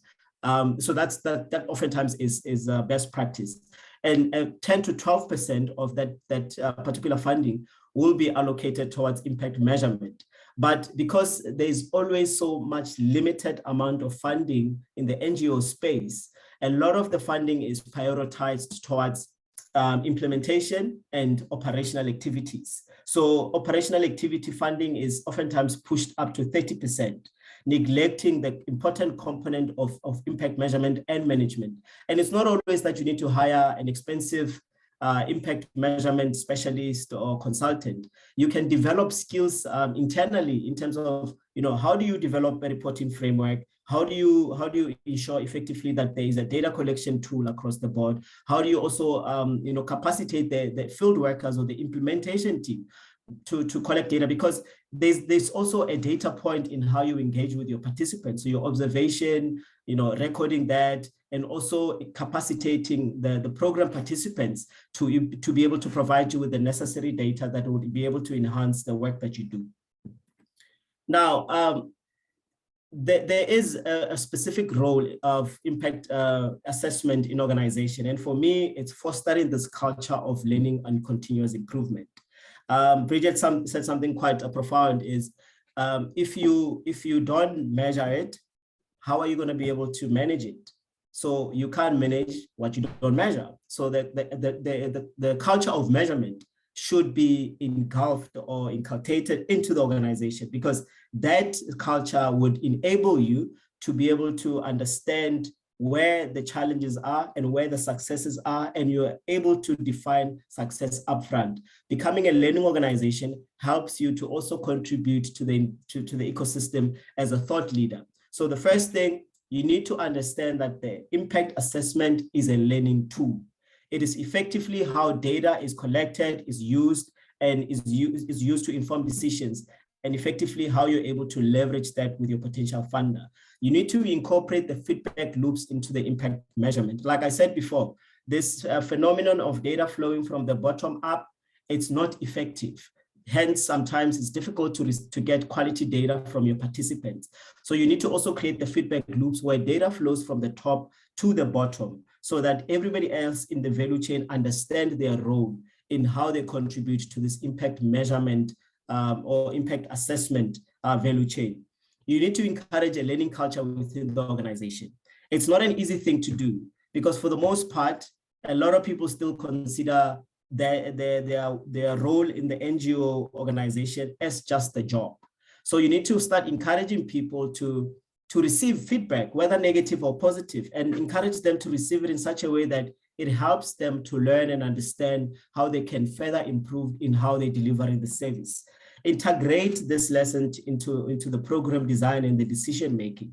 So you deliver a project this year, you gather the lesson, you analyze the data, and you look at how you've implemented. Certain things will be removed, certain things will be added, and then that enriches your project as a whole.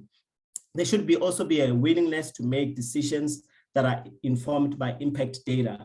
This ideology that decisions could be made by people that are experienced because they've been in the NGO space forever is not effective at all. So everybody who is involved, or every person who is involved in the organization, should be able to gather and look at the reports and get to understand their role in terms of the impact that is being generated, so that number one, they can either improve or two, there could be, in other areas, incentives where you are starting to see people going over and above the call of duty to continue creating the impact for the organization.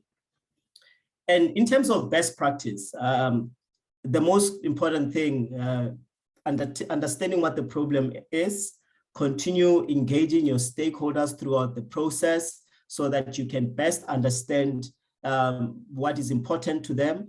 In SROI process, there's a process where you need to be able to put the outcomes for your stakeholders, and they would rate which of the outcomes are most important to them.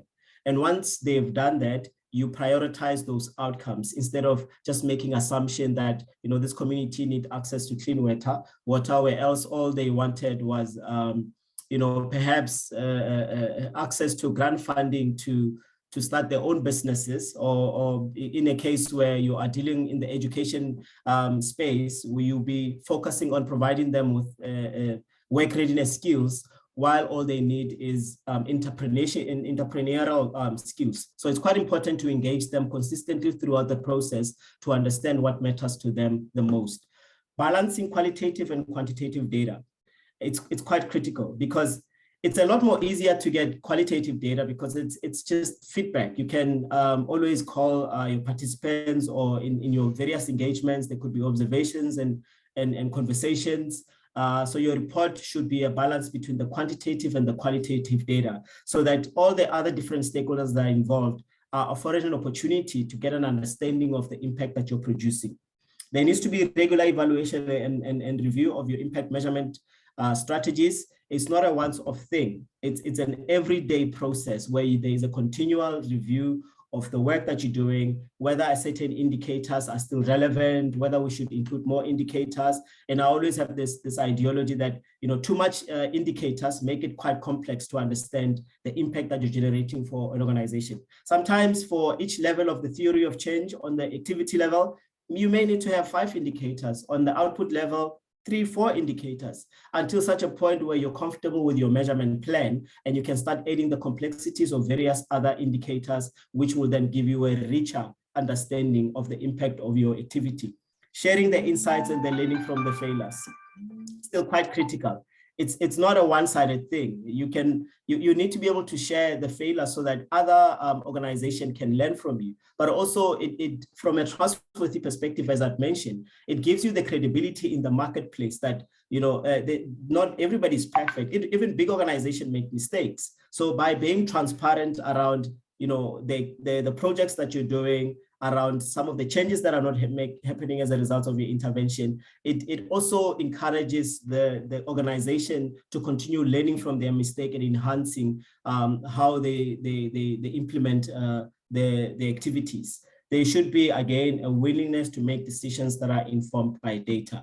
And oftentimes, this is a responsibility of management. If there is no buy-in from management, it is going to be quite critical. It is going to be quite difficult to get a buy-in from the implementing team, because oftentimes they see the impact team as the police. It's oftentimes, you know, you're always checking us out, but it shouldn't be that. If there is a buy-in, everybody understands their role in the impact assessment process, and understanding their role in the impact measurement process enhances further how your organization is able to do impact assessments or impact measurement. In terms of the organizational culture implications, first thing, mindset. Commitment from organizational leaders, it's very, very important in terms of how you manage impact. There should be a willingness. I'm going to really, really emphasize on this. If there is no willingness to make informed decisions based on the data, you will do all the reporting, they will sit in cupboards gathering data, and nobody's ever going to know if whether we are being impactful or not. And the way that you will be motivating for additional funding is not going to be motivated by any additional data. So it's quite difficult for the other people on the site to whether make decisions on to continue funding you or not. But if you've got the data, you're able to build a strong case of continual funding of your project. In terms of practicality, structures, there should be a structure in place in terms of how you request data from your participants, and also how you use it to influence decisions. Decisions on whether to scale your operations, decisions on whether you need more implementing team, decisions on whether you need to incorporate certain elements in your projects to further enhance or maximize the impact, quite critical. Creating a system to collect and analyze the data. If you don't have a system to collect and analyze the data, you are only going to create the data for the sake of creating data.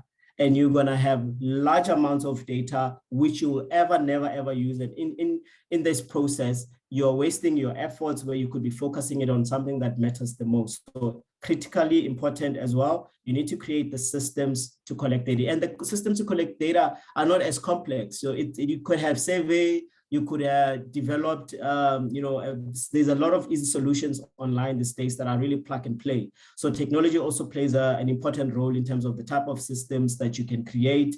There's a lot of other NGOs that are working towards ensuring that the NGO space is able to effectively measure its impact. So they've developed some very effective off-the-shelf cheap tools that will be able to assist you in the collection and the analysis of data. And also important to develop internal capacity to be able to deliver on this function. Property Point as an organization. So this is some of the impact data, part of some of the indicators that we measure on the outcome level.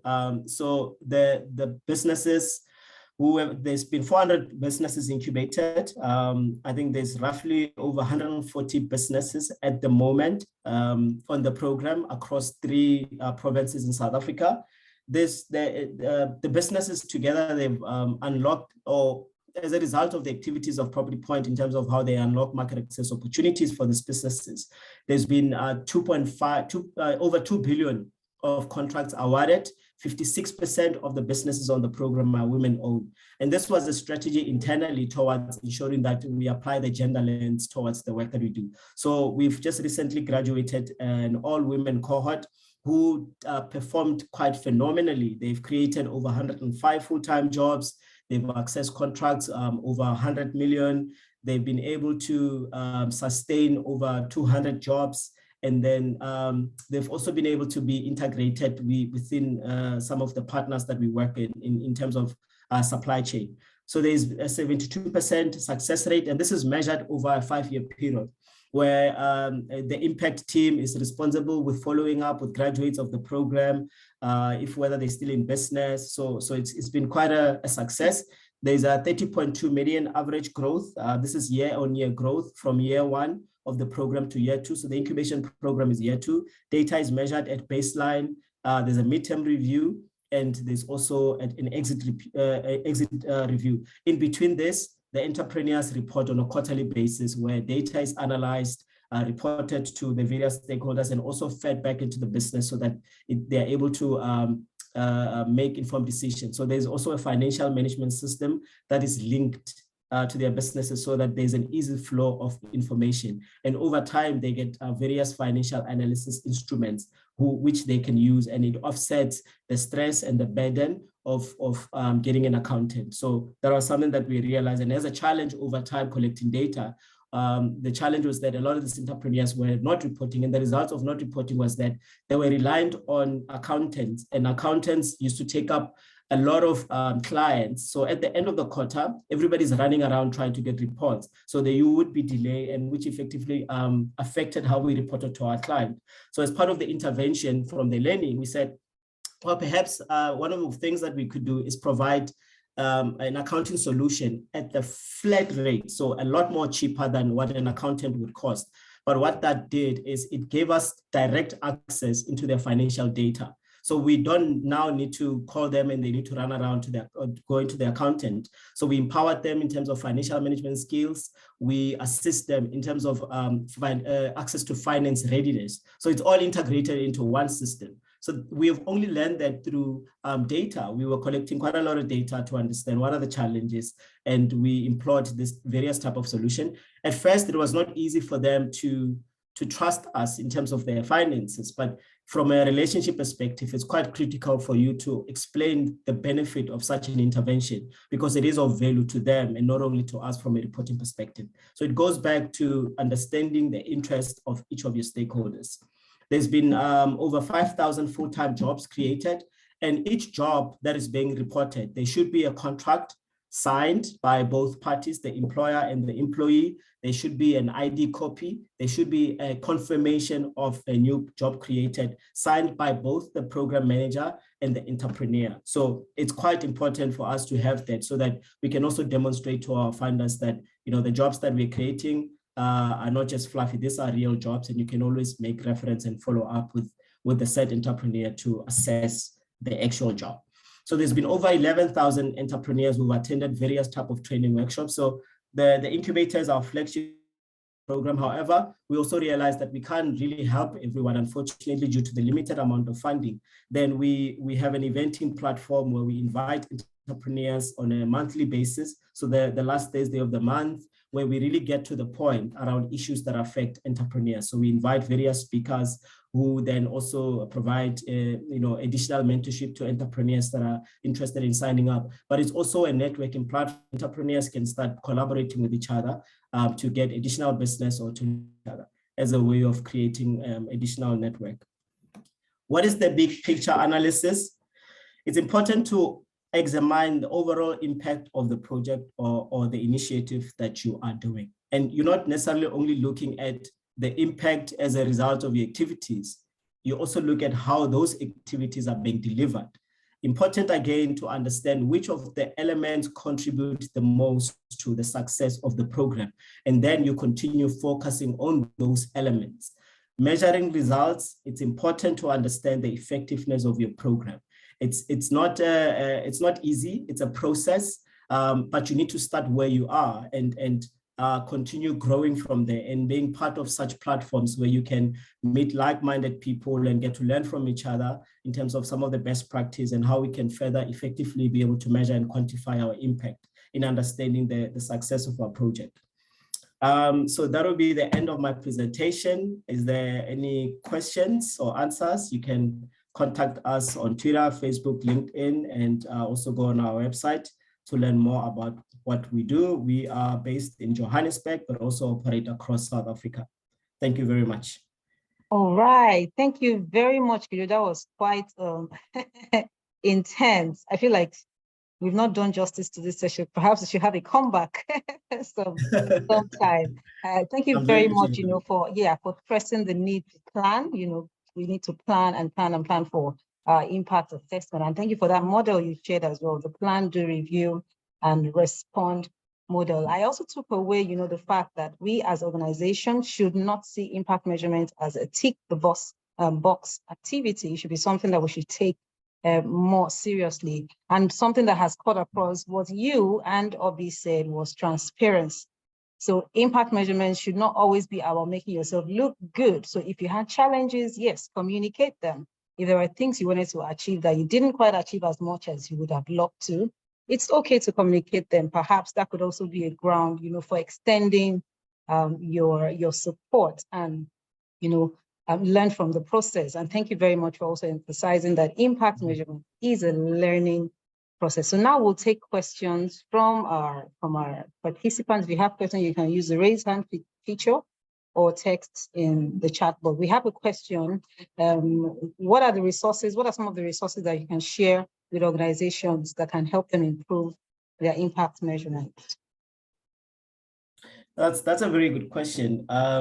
And with a simple search on the internet these days, because of how it has really advanced over the last years, you can get access to those tools. But Social Value has got quite a lot of tools. If you can go on their website, Social Value International, Aspen Network of Development Entrepreneurs, they also have quite a lot of resources on their website that you can get access to. But effectively, we're also quite happy to share some of the resources or the link to this website with ACT Foundation, which then will be shared with you. So I'm making a commitment to just put a list of those resources together, and then we can give them to you. I mean, typically, you need to start with, in terms of your impact measurement and management strategy, it's really understanding the problems that you're solving. So there's a fishtail process that you could use to identify the root causes of the problems that you're trying to solve. That's one of the tools that you could use. There's also a stakeholder mapping strategy tool that we've developed over the years. Quite simple in terms of how you understand who are your stakeholders and what are the level of interest and what is the level of influence. There's also the theory of change and results change for me, which is the starting point for every organization in terms of how you measure impact. It also gives you a lot of insights in terms of where are you deriving the most value in terms of intervention that you're developing. From an NGO perspective, it's not, I don't think it can be complex, because you need to understand first where you are as an organization and what's the mandate of your funders or the mandate of the funds that you're getting, and then working your way from that. So defining the goal and then working your way down in terms of what activities are required for us to reach the specific objectives. So in terms of the tools, there's quite a number of them. I'll share with Abidan a few of them, which you will be able to access maybe in the email that will be sent out after the event. Great, thank you very much. So in your thank you email, please look out for the resources we will share with you. Mojisola Alimashan asked, can impact management rather be anticipated, or is it always retrospective? Can it be added to a proposal? It can be anticipated. Remember, in your impact measurement strategy, you're going to set targets of what you need to achieve. And setting up targets is not necessarily that you need to meet them. It's at the end of the year or the period, you need to assess how far you have achieved with the targets. And targets can be identified from historic data or from research in terms of, for example, we're doing a project with another partner. And over the years, they've collected data on the organizations they're funding. They've come up to a figure to say it costs X amount of US dollars to create one job. So based on that, you can always anticipate the type of impact that can be generated as a result of the funding. In terms of retrospective, I personally like the retrospective impact measurement, because at the end of the project, there's nothing else that you could do that could improve the project. So if it's something that you do continuously to measure the impact, you are able to understand where you can maximize your effort to effectively be able to channel it to the impact that you're creating. So it's both ways, but yes, number one, it can be anticipated based on historic data and also research available on that specific sector.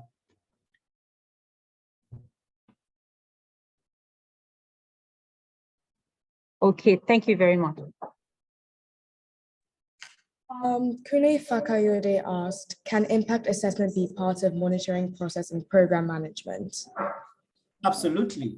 So traditionally, there's a traditional monitoring and evaluation.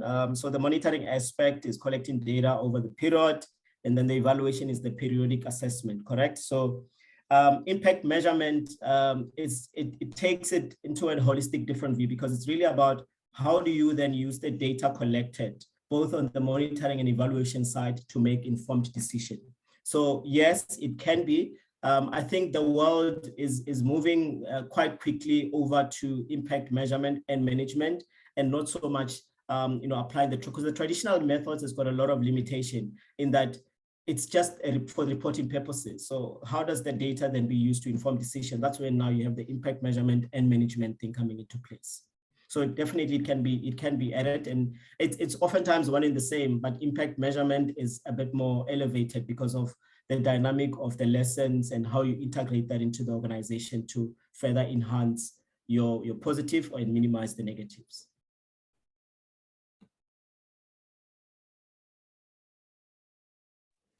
Thank you for that. James Everest Ebube asked, please, do you also measure negative impacts of a project and the factors responsible for negative impact measurements? Yes, we do that. For the most part, that is oftentimes qualitative, right? Because at the end of the project life cycle, you need to speak to your participants or your stakeholders to understand what has worked and what has not worked. And also in the data that you're collecting, you will start seeing, for instance, the example that I gave you of an education program that focused on entrepreneurship, where then the concentration became more on the entrepreneurship and not so much on the educational outcomes. So understanding entirely, your stakeholders, you're able to also able to analyze the data, and the data should be able to inform you on whether the project has yielded positive or negative impact. So you need to include it as part of your data collection tools and as part of your strategy, where you're able to assess that. So another example that I'll give you is that part of the programs that we do at Property Point are focused on integrating previously marginalized Black entrepreneurs into the supply chain.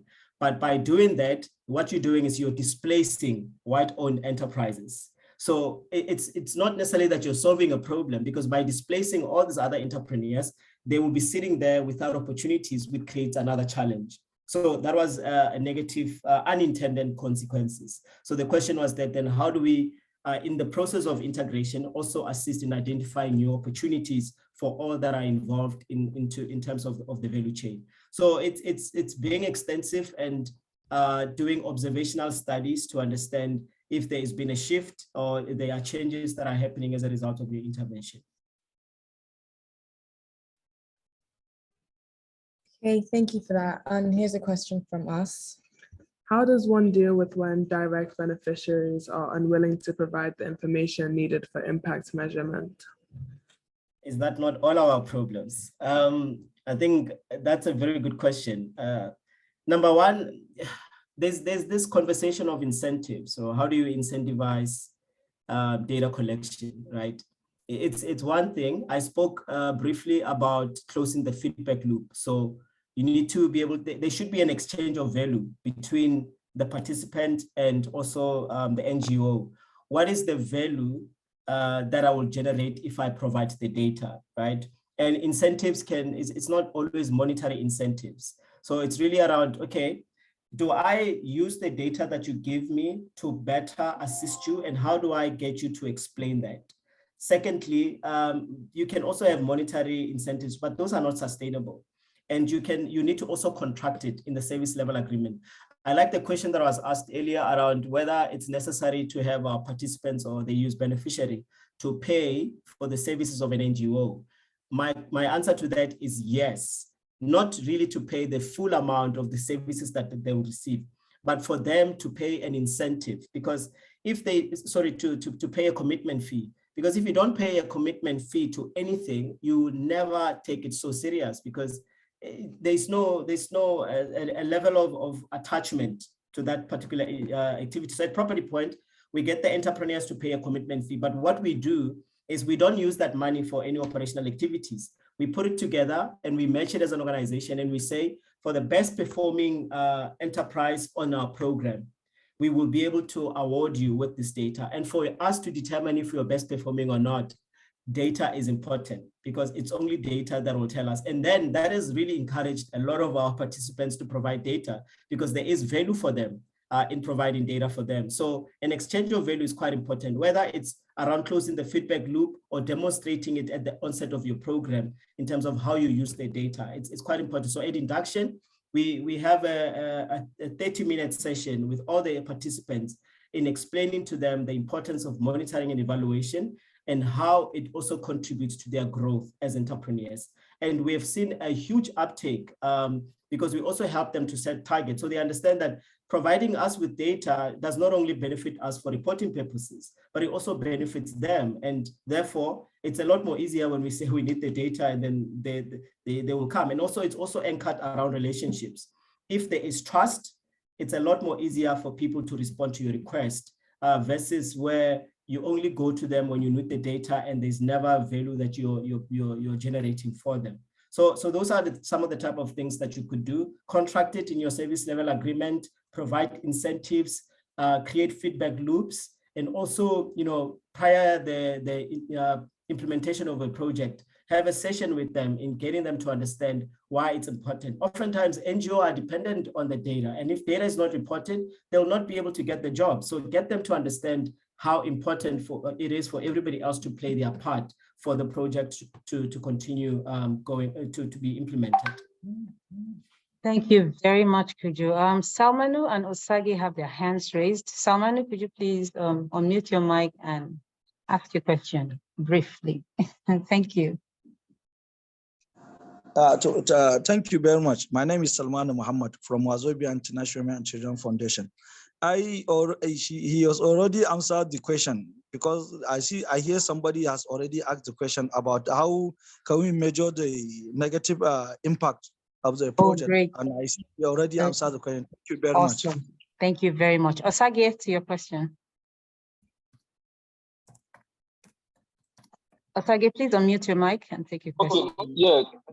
Good afternoon. Thank you so much for the session, Khutjo. So my name is Osagi. I work with the Young African Bookworms Initiative, an NGO here in Lagos, Nigeria. So my question will be around how to deal with bias in evaluation and in impact measurements. How do you handle bias, especially when there's a conflict of interest, in the sense that, of course, the organization you're working with, you work with an organization and you measure the impact of the work they do. So some organizations will not want you to measure negative impact or the negative aspect of impact. So how do you deal with bias, knowing that, I mean, as humans, there's a level of bias in our work and in our evaluation. Yeah. In your own work and in your experience, how have you been able to deal with that? Thank you. That's quite an interesting question, right? And oftentimes it's the case in the development work that we do. We are biased to only focus on the positive effects of our program. Perhaps equally important to in identifying your stakeholders and their influence, positive results always showcase the funder as doing amazing work. So that's good. They can always share with their investors and it's a positive story. They can be positioned as a good corporate citizen. So that's one element of it. But internally as an organization, how do you use honest data to improve the work that you do? So it's one thing to be dishonest to your funder versus being dishonest to yourself as an NGO. So identifying the interest and the power dynamics of your stakeholders, you can always position, information for different type of stakeholders depending on their needs. So my advice to you would be, so we already know that in the space, a lot of NGOs would not openly communicate. And it's something that we've been advocating for in South Africa. To a large extent, I don't think it's been successful because for the most part, organizations do not have verifiable data. So I spoke about the importance of means of verification. So if there is concrete evidence that there is a negative unintended consequences happening as a result of your program, you need to communicate that, but also taking into account how sensitive your funders are. So if they are sensitive towards negative information, use it for yourself internally in terms of how you improve. And by doing so, you can also be honest with the next potential funder in terms of some of the learnings that you've made as a result of your program and demonstrate to them how you have improved or you have identified as the risk and you've also identified mitigating strategies to ensure that the impact that you're generating is going to be maximized. So it's important to have an honest conversation with yourself as an NGO about the impact that your activities are generating, and then position yourself for other funders, or even have a conversation with your current funder. But I know it's quite a difficult conversation because you can tell them that we're not doing well, they can cut your funding. So it's really being able to do it in such a way that it does not showcase that you are not collecting enough information to understand the change. It should be done in such a way that you are a continuous learning organization that always identifies the importance to collect data on the work that you do to further enhance the impact. So it's a very delicate matter, but for me, I would start internally with having a conversation with my team around the negativity and the biases coming out of the data that we are collecting. Thank you. What would you say is the most cost-effective way to measure project impact in a resource-limited or fund-constrained setting? Okay, so I'm gonna take this last question because I've got a commitment at heart too. So please forgive me. What is the most effective way to measure impact with limited resources? That's the question. So number one, leverage technology. I think technology can be leveraged effectively to be able to do that. I think as a result of COVID, there's been quite a lot of tools that have been launched to assist organizations that are very lean on budget. Secondly, develop internal capacity. Coming to the sessions is one of the ways that you can be able to further continue measuring impact with limited resources. Secondly, capacitate your participants or beneficiary in how data is being collected. So that takes away the stress of stretching your team too thin in going out to the field to collect the data. So capacity development, very, very critical. And technology, I think those are the two most important things for me to assist when you have a lean budget. And also, the ACT, they've got resources, access to information, they've got access to resources. So do not be afraid to ask, and also leverage your partners. Perhaps the funder, they may have the capability, or they can assign somebody who can train your team, or maybe some of your partners in the industry that are working closely to you. So leverage partnerships as well as a way to be able to maximize on the limited resources that you have to measure impact. Okay, thank you very much. I'm so sorry, Abigail. I think that will be the last question. I have to come already 2 minutes not late to a my problem next. at all. Yes, okay. I hope that we found this session very, very impactful. And we will share this video at the end of the session. You'll get our email, and then we'll also upload it on our YouTube page. So please be on the lookout for that. Thank you once again, Khutjo. And to officially close us, I will hand over to Ndi Preke.